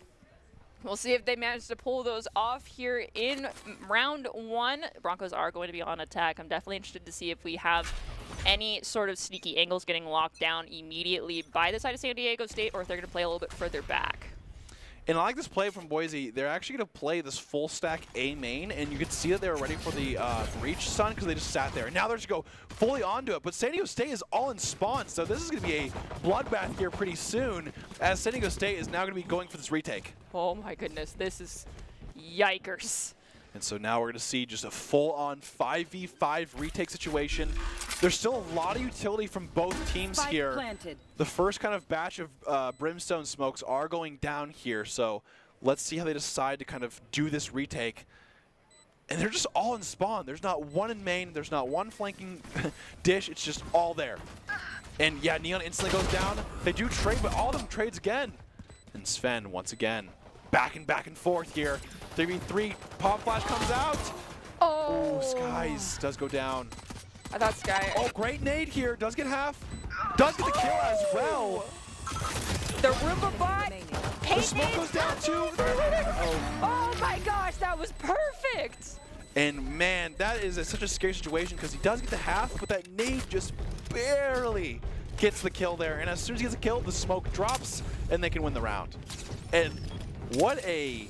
The thing is I'm not going to lie, I have never seen situations on Fracture like this. I've never seen a full-on 5v5 through spawn versus the 5 on site and they go. It wasn't even like, you know, Chamber wasn't even playing for a pick or anything like that. It was just a full-on 5v5 retake. Well, I mean, if you think about it, the Broncos in the last 2 maps have really struggled in pistol rounds. And so they're like, you know what? We're not going to try anything that is, you know, going default and going to weaken any of our manpower on a specific front. We're just going to all push together and just be a wave of force. And that worked out so well for them. Let's see if they can do it again because they are not changing strats here. Absolutely. Here we go. Aldem going crazy. Has that Vandal going on the site, and they're going to take site here. Have not cleared tower, which they're about to do just now. It does get one. Shorty! But it's all right because the Vandal's still there on the ground where someone else can pick it up. And I love that strategy of getting that Vandal buy, but then having someone else with a Spectre just running alongside you, just 1 or 2 Vandals on the side that actually is on top, and then just be able to pick it right back up so there is no loss of economy as someone goes down with it. And I will say the shorty value in tower for stocks is just always high up there. You're like always good for 1 because they're forced to run into you. And J-Bag uses that Vandal, you know, the price of his fallen comrade, gets 3 and says, hey, thanks for Vandal, man. Now it's always a thing of like, yo, can I have my Vandal back? And you're like, no. I like the skin. I'll buy you one. Prime's good, yep. And here we go, San Diego State. San Diego State's been in this position a lot of times, though, where Boise State starts out 2-0, and then San Diego State, next thing you know, up 3-2, or things like that. So I think the biggest thing that's going to set them off this game here is Boise State taking advantage of this bonus and doing a big number on them. It's very interesting. We see San Diego State is actually full buying as far as weaponry goes. Not sure about the shields, but the Broncos did with that, again, what they did with their second round. They didn't full buy partial Spectres. Who's on attack? I mean, San Diego State's pushing into their spawn. I mean, Boise State is trying to attack, but San Diego State's doing the same thing them first. But they're going to the other side of the map, so Boise State doesn't know that, of course. And so let's see if they end up going on to B or if they go back to the site that... Okay, yeah, they're going to be kind of going on to B slowly. It's just going to be the KO there. What a crazy play by San Diego State, and then not only getting the kill into B spawn, but going all the way to A. I mean, you cleared it. You guaranteed absolutely. There's no flanking. There's no flanks. No flanks here. I don't know. I think going the reman, just because of the elevation changes that exist here when you're coming through arcade, it's really difficult to all push that one angle. Absolutely. Alum has his nade available here. They do hear them. And they know KO is on the other side because KO just picked up one. The pop. Insane shot there. Hespa. Wow, J-Bag was ready for it. Still, 1v2, they have the Rolling Thunder. If there's one thing that they can use, J-Bag has definitely used this Rolling Thunder. Yeah, in a lot of situations, you want to secure this round. Oof. He's probably waiting for the tap. Yeah, there it is. And they're going to push him. Oh! Man, I will say, sometimes that concuss feels so bad because it's like that first shot is accurate. Like no matter what you do, you shoot slower, but the first shot is accurate. So it just happens. I've seen double kills during someone getting Rolling Thundered, and the other side that popped it off is like, how? And some players are like, yo, it actually is like not that bad because I have to get that one shot, so they take a little bit more time. But Boise State running 3-0. Huge start for them in terms of now they can do the full buy here, and they have a lot of credits on top. Alden has 5,400 still. So definitely has a lot of credits in the bag here, and San Diego State needs to get thrifty here or win the next round. And it looks like almost everyone except for Sven, who possibly is looking to go with a very heavy operator buy in the next round if their team wins this one or gets a couple of picks here. Just stuck with the classic has probably got a few headhunter bullets. Yeah, so you definitely going for the headhunter bullets. At least usually has like 3 or 4 available in terms of, you know, that's what chambers do. Unfortunately, when you have a headhunter chamber, they're actually usually pretty good for 1 or 2. Great ADS there from Aldum. Does get the kill onto Shrike. And there is no one on site, so Boise State's between that site. Oh, Stan turned the wrong moment. Say that timing at the same time, just looks away and then just falls. I don't know if anyone's ever experienced this, but the advice that I heard someone give was if you think you should stop looking at an angle, give it 3 more seconds. Spike planted. And here we go. We're going to see San Diego State on the retake. All 3 of them get silenced, so Boise State is like, we know exactly where you are. Surprise, surprise. But Rariana is like, hey, I'm still walking the flank. They can't get me. Daimyo, here we go. Sin, little off angle there.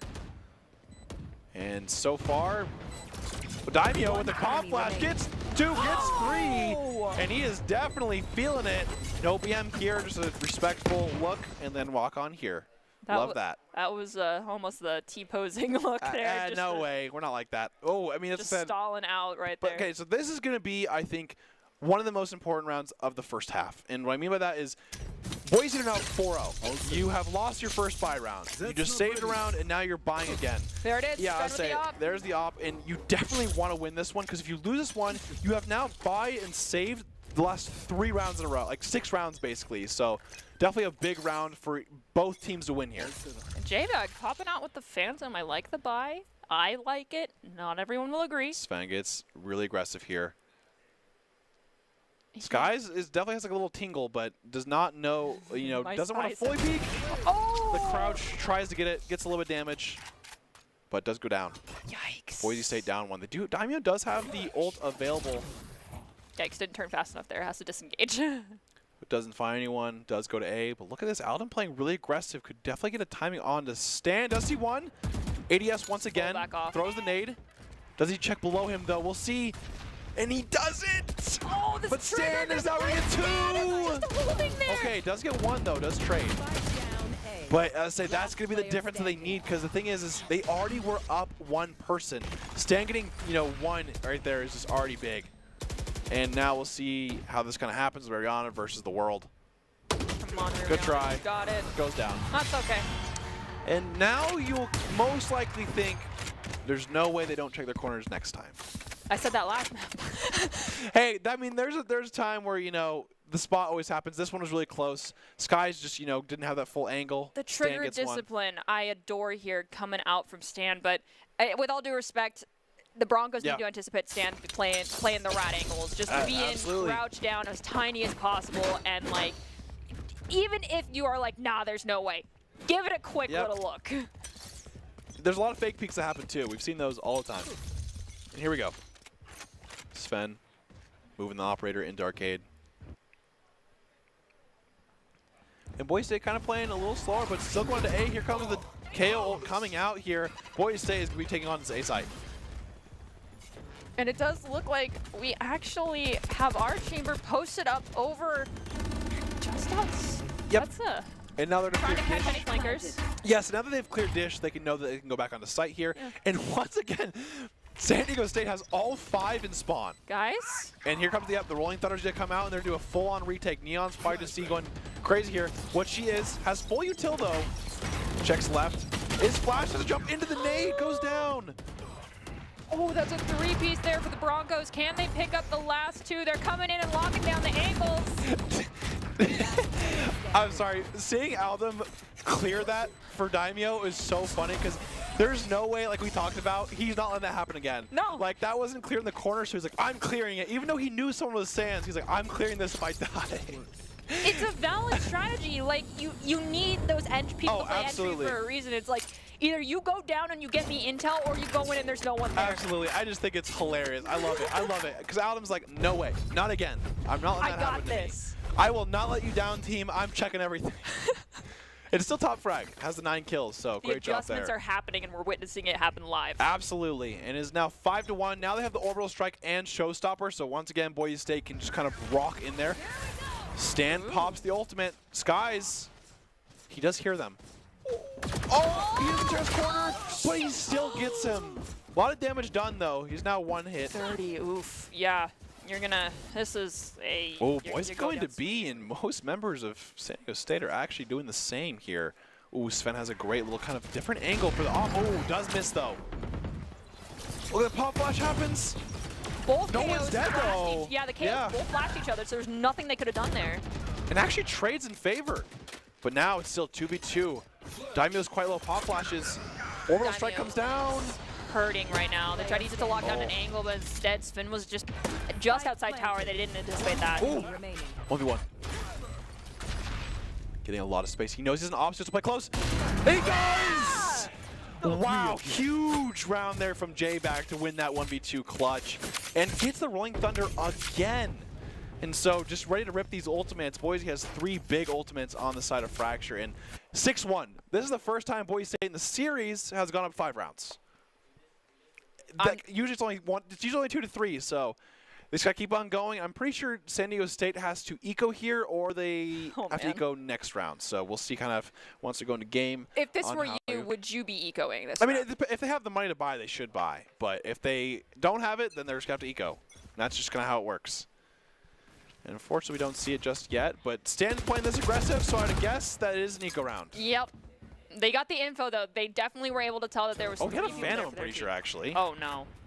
Here we go. Say it ain't so. Boise State is now going to get this full B here. They do have 1 flank, so we'll see if, you know, Boise State stays disciplined. They clear the corners. Yes, they are. Did. That was a good angle check. Absolutely. And getting onto site now, though. Mariana's pretty deep, though, as well. Has Orbital Strike, too, so doesn't care, but there's no one actually in spawn, so he will not find anyone there.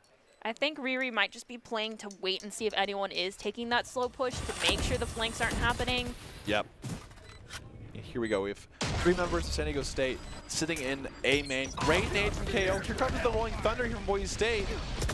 Hits Colt members. They get him through the concuss once again, though. Oh, here comes the showstopper from Boise State. Aldum. Ooh, Riri playing patiently here. Oh, great swing, great swing. A 4K from Mariana. And 7-1 for Boise State, and it seems like they are not stopping soon. But I do want to point out, rounds are close. It has gone to at least one member the last like 3 rounds. Yeah, these scoreboards, they're very deceptive. Yeah, exactly. I mean, it might be 7-1, but, you know, one little mishap from each of them, and just like that, it's in the game. So, yeah, I would say great timeout here called from San Diego State. They said, okay, that's a little too much in terms of letting them get out of control. That was last round was probably their 1 round. If they would have won it, they probably wouldn't have called a timeout now, but now it's 7-1. You got to stop somewhere and be like, okay, what's happening? And honestly, it is the fact that the Broncos are making these on-the-fly adjustments. Yeah. Like, they're changing their tempo and the way they're going about attacking too frequently for the side of San Diego to respond. And, like, the metagaming, the getting in each other's heads cannot happen that quickly. Like, it's very difficult to adapt that many times. Where San Diego State seems like they have one strat, and the Broncos are like, I'm going to adjust here. It might take 1 or 2 rounds, but after that, I'm good. Yep. And San Diego State needs to make a drastic change. We could see here just a very, very aggressive full judge push or... I mean, the thing is, though, that's what's been kind of killing them a little bit. Yeah. I mean, you know, Stan's been really pushing out every round on that Neon, and in the last 2 rounds, he's died first. And so the biggest thing is do we keep doing this with the breach Neon to kind of get the pressure, or we play a little bit more default defense and see what happens? But the thing is when you play a default defense against this comp like Boise State is running, you generally, it's so hard for you to play because you're getting hit by all this util. Maybe Stan doesn't run out first, is my This suggestion. time he's going A main, which they have not done before here. And just like that, let's have a judge. I love it. Holding the judge angle with the judge. That is some rat gaming, and I'm here for it. Oh, Skies is ready for swing. it, though. And now, wow, great crouch swing. Gets 2 from Skies here. He might have a gouge in his hand, but he can still flick it just like usual. Man, by the way? Who knows? But he was in the ER yesterday, and he's playing fine now. Great pop flash here. Alvin gets away alive, though. Oh, it gets him with the nade, actually. A little bit of a bank shot there. Bronco gamer moment. ER one day, championship match the next. Oh, and Skies gets his 3, and Boise State up 8-1. Trying to just run away with this game as best as they can. And once again, they still got, you know, the rest of the half. You know, obviously they want like 11-1 situation, but San Diego State still trying to do as much as they can to at least get like, you know, it's still possible for an 8-4 half, but we're going to have to kind of see what keeps happening. They do have the Rolling Thunder, which on this map is quite big. The unfortunate part is lately it seems like they go for like a main push onto A with that Rolling Thunder, but Boise State's playing on the sides, so they're not getting hit by that. You want to play? Let's play. Okay, here comes the tour de force here from the Skies as well. Stan is going to stay a little far back this time. I respect it. Yep. Gotta make some changes, my friend. Oh, Alden's got to be careful here, though. A lot of shots being shot. Gonna find him. Doesn't get hit. Shoots in time. Oh, gets a little bit of damage off, though. And BSU, once again, doing a little split push action here. The trip from Chamber is on this B main, so once Skies pushes up a little bit, it is going to trigger that, but he knows that, so that's why he's just sitting right there. He hears it, and he's going to stop. The other thing is that they could choose to intentionally trigger it and then just pinch in here on spin, and that's what they're going to do. Does trade 1, but now they have sight. Skies gets the one that was in spawn, and once again, just holding this with an op. An even better op, honestly. Tour de force, like an upgraded op. They do have the Rolling Thunder, which he was silenced here, but let's see what they do. 3v3, most likely Rolling Thunder to be pulled out here. But A-Dog has little no HP. Yeah, here we go. Oh, the silence comes a little bit too late from Daimyo, so he doesn't actually silence the tour de force, or the Rolling Thunder. And he is going to get gunned down here on the spike. Yeah. And, you know, like I said, San Diego State still staying in it, but I will say that timing difference between Daimyo is so unfortunate because it was as soon as that Rolling Thunder came off that he definitely thought about it. Yeah, San Diego State definitely hanging on by a thread right now, but it can strengthen. Absolutely. I mean, San Diego State, I mean, this whole series has been a team that even when you think it's not looking well for them, they've brought it back here. So I'd not be surprised to count them fully out just yet, even though it is 8-2, but you know, they're winning their last 2 rounds, so definitely trying their best to get whatever they can here. I think Stan playing a little bit more railed in and not as aggressive as the Neon. Like, I understand that that's the, you know, that's how you should be playing. But if it's not working, maybe you need to go with the backup plan and just playing a little bit further back, a little bit less aggressive. Yeah, a little more retake-ish. Yeah. Play your life, don't play the hard angle. Oh, well, the Rolling Thunder went off from J-Bag there, but Boise's still in spawn, so not finding too much. They actually got picked off there instead. And now it's a 4v5 situation. Skies is about to meet Stan. Ooh, does go down, though. The unfortunate crouch timing there from Skies. Stan did not back down. Finds one. Ooh, gets traded though. Unfortunately, had the flash until out. Gets 2. Can he find? So at this point, you're just kind of looking for eco picks. Definitely has the orbital strike, which has been held a little bit for a couple rounds here, but we'll see if they have a kind of a situation for it. Yeah, how would you really use that here unless you can get a foothold on a point, get the plant started? Yeah, so this round for sure, yeah. Identify where someone's coming from and just orbital strike them. Like, you can orbital strike right behind the person and force them into you, or buy yourself a little extra time. Oh, here comes the smoke, but Sven is looking for it. Yeah, looking for timing. Great play by Sven, just kind of sit in the smoke and wait, just because you kind of know that he is playing against angles, time, everything, and you just kind of have the disadvantage. But now the last round, and I mean, I did say it a couple rounds ago, but I mean, San Diego State ideally be 8-4.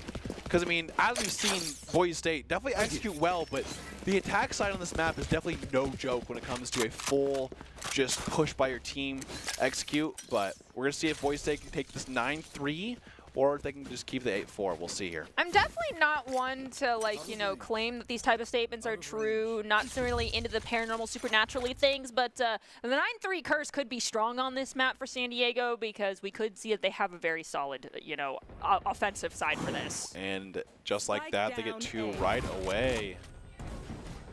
And maybe they're just playing for the 8-4. Yeah, maybe. I'm fine with 8-4. I'm fine with the... But, hey, they still have the orbital strike here. They have 3 members versus 3. There's still 2 members on San Diego State at B. I mean, if we use the orbital strike right now where we think the Neon is standing, they're going to get intel either way. Takes him down immediately, though. Skies gets 1. Flash coming in from J-Bag. Does see him.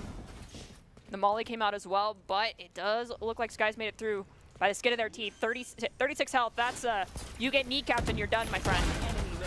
Great kill from A-Dog, and just like that, it is going to be 8-4 from the half. And San Diego, I'm pretty sure, is one of either the last 3 or the last 4 in a row here. So definitely the whatever momentum that they had going against them is kind of evened out. Even though the score might not be that way, winning 3 rounds in a row at the end of a half helps your mental a lot. I really think it was Sven not playing such aggressive angles and like trying to get that intel and maybe an entry pick before they're able to get in. Yes, it's very powerful, but when you lose that many in a row, changing it up was the key there. Exactly, and I think, I will say now though, Stan is going to be that player on this attack to be aggressive. Oh yeah. So like, now I think we're going to see kind of some play of Stan either turn up the notch or it's going to be kind of back down again. So we're going to have to see how they end up using this Neon.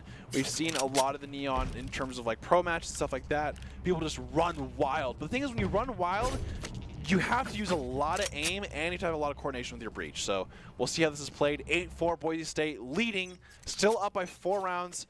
Pistol round's going to be a big round for Boise State if they win, because then they can have that advantage to go for that next round. So interesting play here from Boise defense. They're actually just going to clear... They cleared all the spawn in that arcade dish area, actually. So now they know there's no one in spawn and that San Diego is fully on site.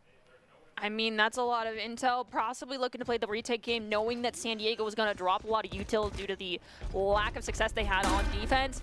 With all this util now in the back pocket for the Broncos, this is a wait for them to do something and we can engage type situation. Yeah, and look at Sven holding the flank. It's going to be a big kill if J-Bag does get this flank.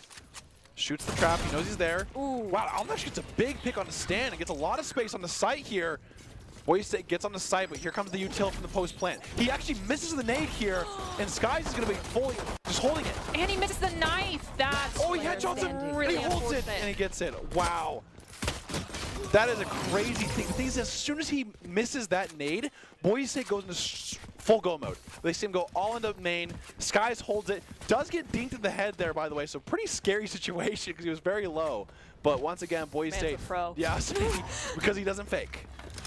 I mean, truly, that missing that nade could have been a sign that like the San Diego State's getting a little bit shaken here. Yeah, it's a hard spot too, because KO nades doesn't go as far as you think it does, and so just kind of not having that spot open, especially when it's smoked, right? So definitely a big play there. And Aldum, I want to say, really started that with getting the pick onto stand on site and allowing Boise State to come with behind him and get a lot of that space. Now Boise State's going with the 3-2 split, 2 on A, 3 on B. Lots of utils getting dumped. Oh, Skies with the stinger by here. Gets one to the smoke as well. And a lot of damage on the almost got 3 to the smoke there, but A lot of damage being done to Shrike. Ooh, Sven is there. They did hear him, so J-Bag is definitely aware of the situation. Oh, he gets a lot of damage out, though, as he peeks. Clears the corner. Ooh. Oh, wow. Gets the Shrike kill that, was still lit from Skies and main. And both teammates of San Diego State quite low. But, it's one of those rounds where, Daimyo, I thought Daimyo was one on the other side there, where we're going to have a situation where it's just you kill people on the rope. That's always really sad to see happen, but when I'm the person doing the kill or my team's the one doing the kill, it makes my heart so happy. Oh, yeah. Everyone always thinks that Victor clip at LCQ where he gets a ace just one at a time. It's like, this is why you don't conga line mid-map on the road. Yeah, no one ever wants to get, the crash sheet again. The incident. The fracture incident. Yeah. And so we're going to see San Diego just kind of playing around, maybe looking for a plant if they can. A-Dog knows that J-Bag's here and he has 12 HP, but he definitely wants to go down this round, so definitely wants to die semi soon at the very least. 10 seconds left. But gets an ult orb while doing so. Die soon. Yeah, I mean, it's definitely worth getting the ult orb. Boise State goes up 10-4, and once again, Boise State going into this bonus. San Diego State full buy here, but this one is definitely going to be the one to kind of, I think, put the lid on top of it if they do win this round, Boise. It's always important to remember, though, that we got to play the statistics game. The numbers are still there. There is never a 0% chance until this game's over that San Diego can't bring this back in their favor. 100%. And so here we go. I think Boise State definitely kind of playing level-headed at the moment, thinking the same thing that we are in terms of, hey, they do come back from these moments, so we can't let our guard down just yet. Aldum has another Hero Vandal from last round. Gets silenced right away. Gets one. Looks for two, but then he trades. And there is just so many members of both teams here. I have never seen this ever in a Valorant match of 5-man versus 5 people. Just in these.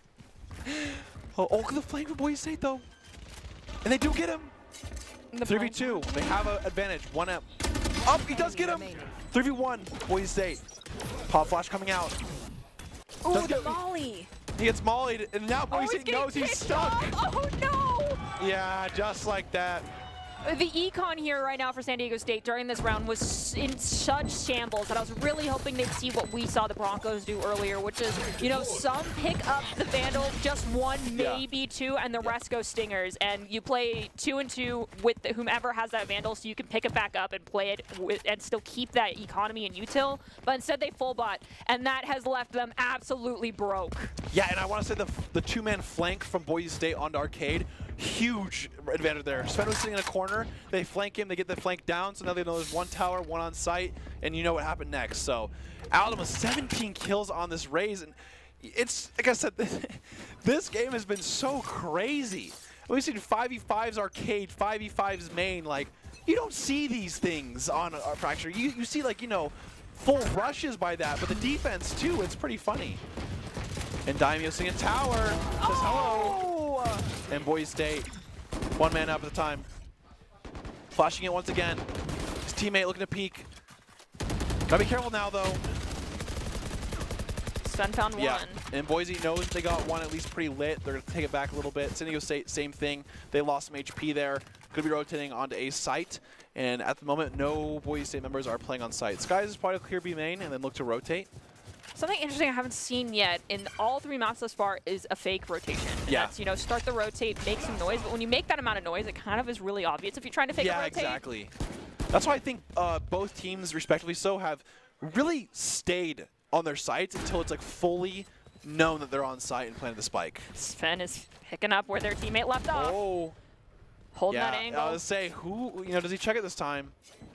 Although Aldum is dead at the moment. But Skies looking for this pick. This is going to be a big pick for either team. Shrike gets a big one. Oh! The iPad kid. There we go. Gets 2. Here comes the Rolling Thunder. They know this is a thing.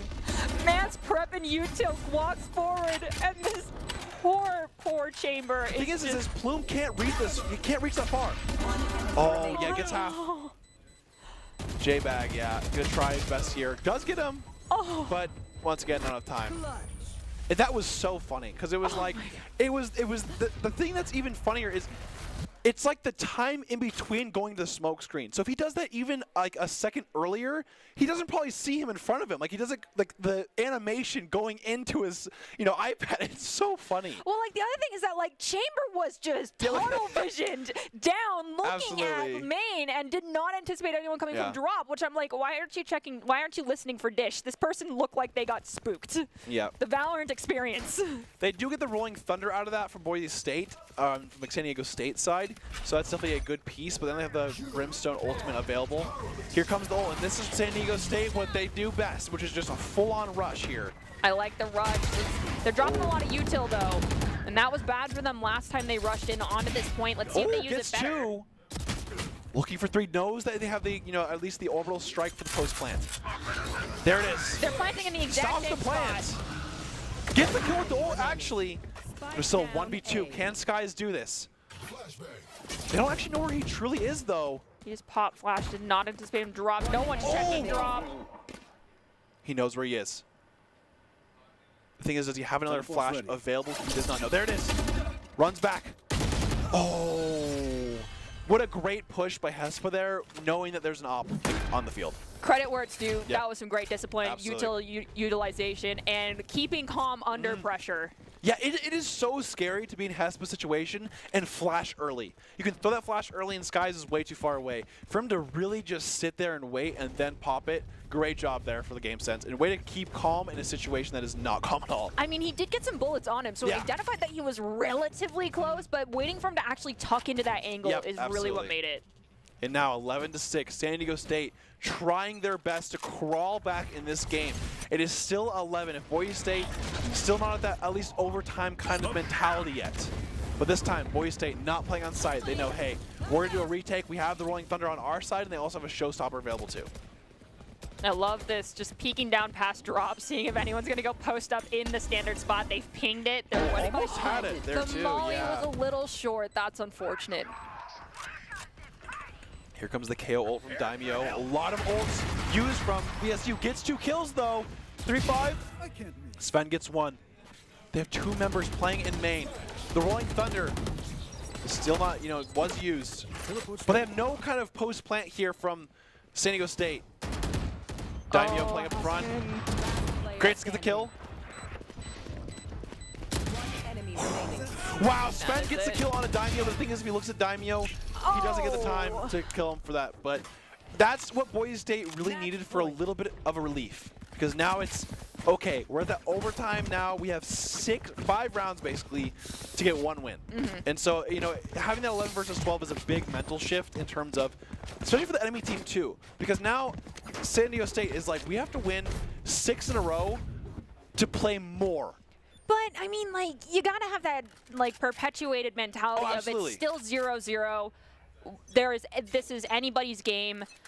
We do see that they kind of picked up that mantle of the 1 full buy. Let's hope they play it correctly and have that dynamic duo running between the 2 of them. Sven gets the early pick on Skies. A big one. Gets flashed. Oh! Great. That's a double flick, too, if you think about it. You're flicking the flash and you're flicking the player back. So kind of... skill. Yeah, I mean... Some sick plays here. Oh, wow! Hespa just took rope and got a kill. You could hear the comms of the players like, whoa! So I appreciate that I have to remove my mic and giggle because of production putting us on teddy bears, but we see one of our teammates actually pop off, and I'm like straight face, and you're just over here giggling. I just love plays like that because it's like the percent chance of that working is just so crazy, but it's like, I guess. And sometimes, that's how you throw people off. I mean, sometimes you get the kill from ropes as opposed to getting killed on ropes. Yeah, and I mean, that's just how it goes. And now it is 12-7. We're going to see kind of that match point still for Boise State. I mean, it's going to be every round at this point is going to be match point until overtime. So San Diego State doing it as much as they can. And Sven is definitely the starter of this. Getting a pick last round, getting 2 right away, making it so it's a 5v3 in team of his, in favor of his team here. So Boise going to be kind of postured towards that B main. Gets concussed. The Neon Ultimate. Wow, they're actually going to nade because they're concussed. Great utility users from BSU, but look at the flank as well. I'm just shocked at some of these. Had a classic from J-Back. Tried his best there. some of these paint grenades kills that we've been seeing have just been incredible. Flashes out. Strike gets a kill on this.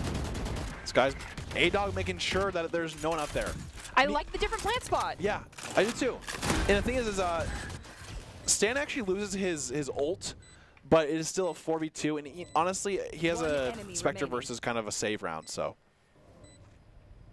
Gotta get your ecos when you can for that scoreboard. And confidence. All right, Stan gonna go to the rat spot, but before they even need to make it there, they find KO. 8-12. And Boise State, they saved this round, so now they get this full buy round. And of course, they have two big ultimates now. They have that Rolling Thunder once again, and they also have that Orbital Strike. So both ults that can just do a big, I guess, just deal of damage and just kind of fanning people out on that retake. Yeah, the only thing that we have coming in for San Diego State there is going to be that Rolling Thunder, which can be great to try and, you know, play that post plant a little bit. But other than that, on entry, it's not going to work just because of the way that the Broncos have been posting up on these sites. It's not. It may grab one person, but the odds of it getting more than one is just very slim. Absolutely. And we're going to see Stan playing aggressive. They haven't really done a B hit from San Diego State.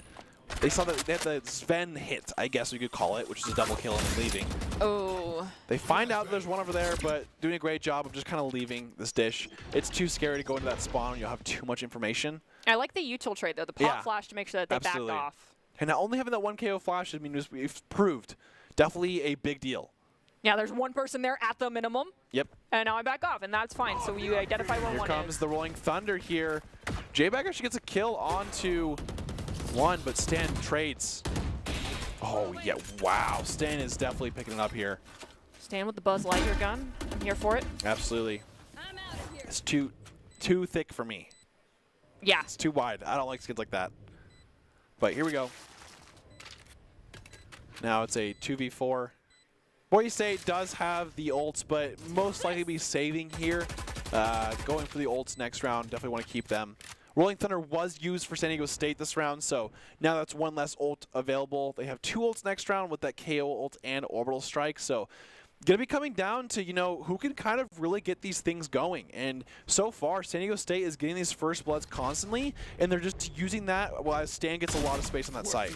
Ooh. J-Bag gets one. Kind of just getting the eco down as much as they can. But look at this. Stan is slowly going in on J-Bag. Watch for it. Oh. Does get him, though. And Boise actually kills 4 of them. The patient play, just the exit frag. I'm here for it. Yeah, and okay, Boise State's going for a timeout. Big fan of that. You know, it is now 9-12, and this round especially is probably going to be a big round for Boise.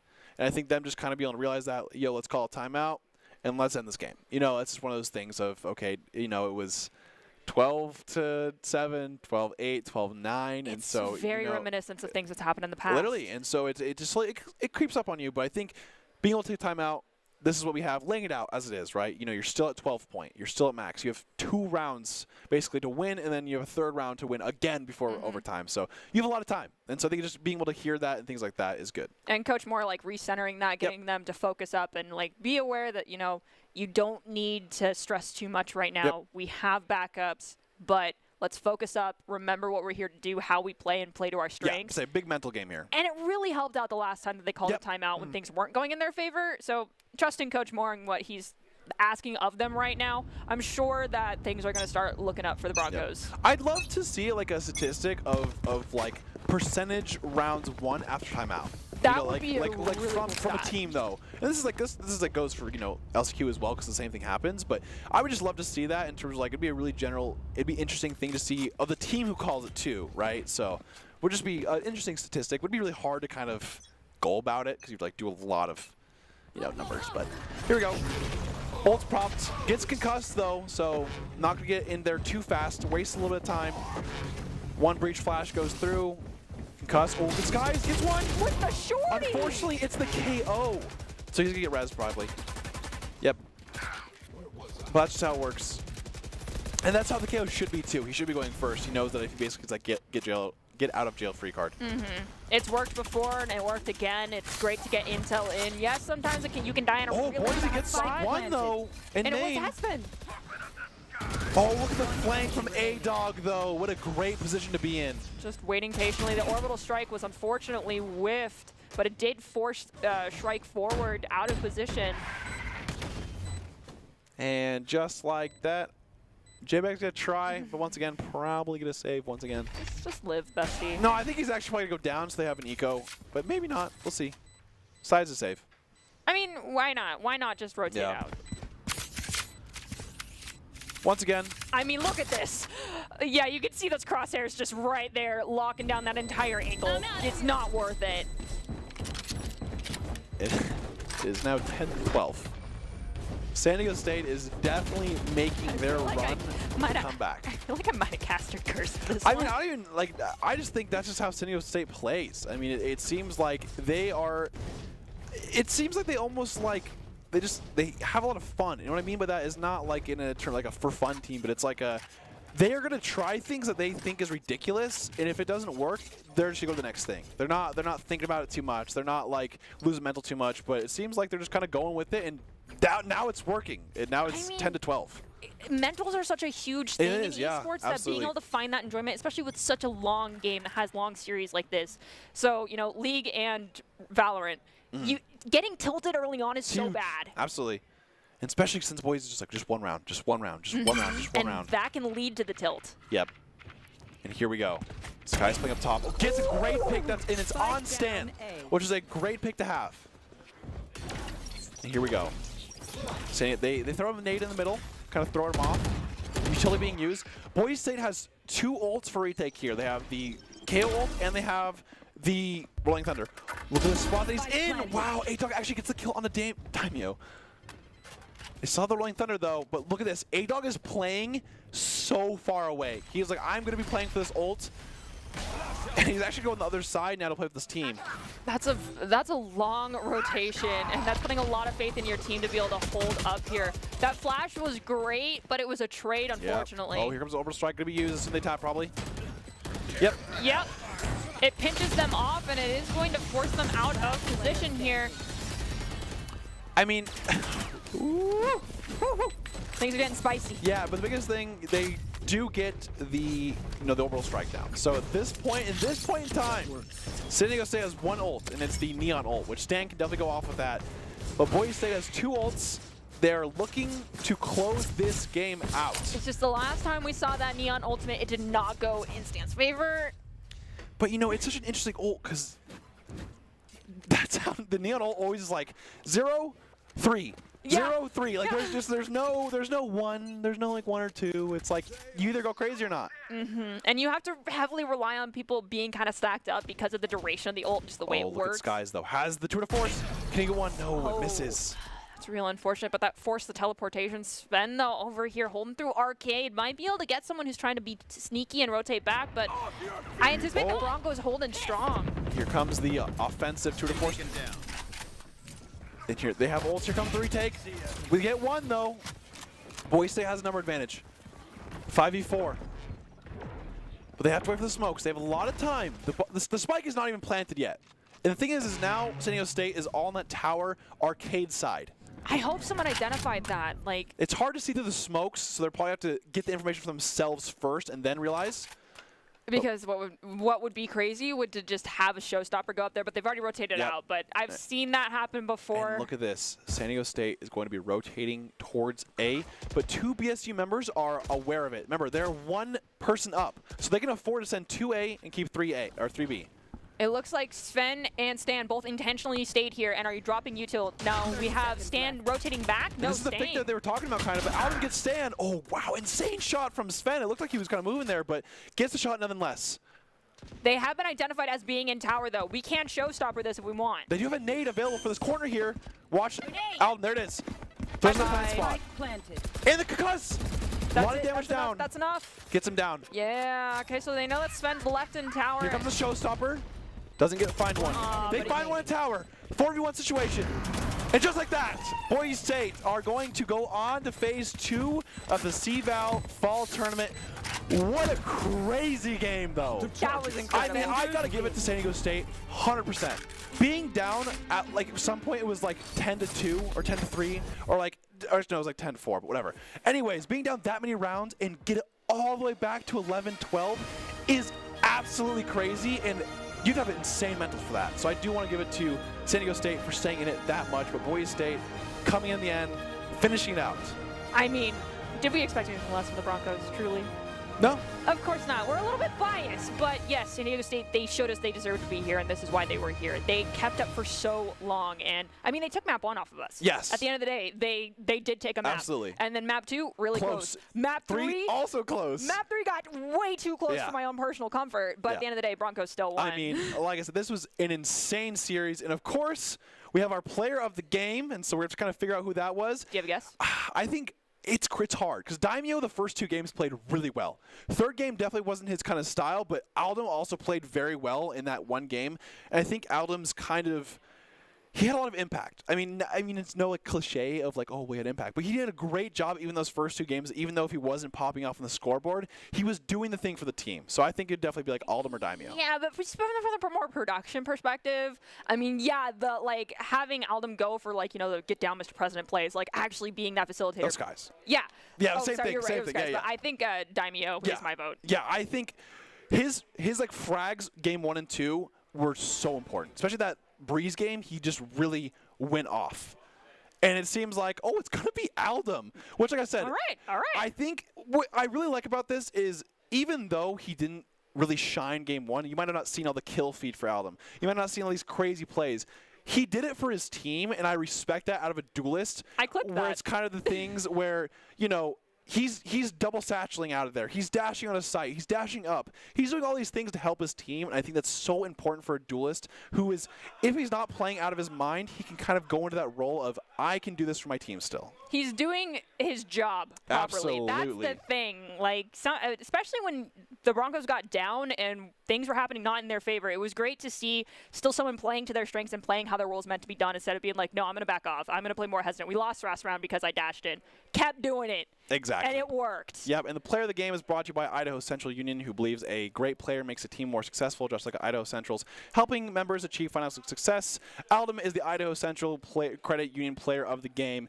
And as we kind of close out here, Artie, any final takes that you want to say here? Always expect all 3 maps, or if it's 5, if it ever goes there, and always expect it to go to, upwards of 20 rounds. Absolutely, and of course, we're going to end with top 5 plays, which is presented by the Idaho Army National Guard, who invites you to take your impressive critical thinking skills in real time with more than 10 jobs, offering a 20K bonus and your degree of choice paid for. The Idaho Army National Guard is the best team out there. Thank you so much for this series. It was crazy, and we will see you. Have a good night.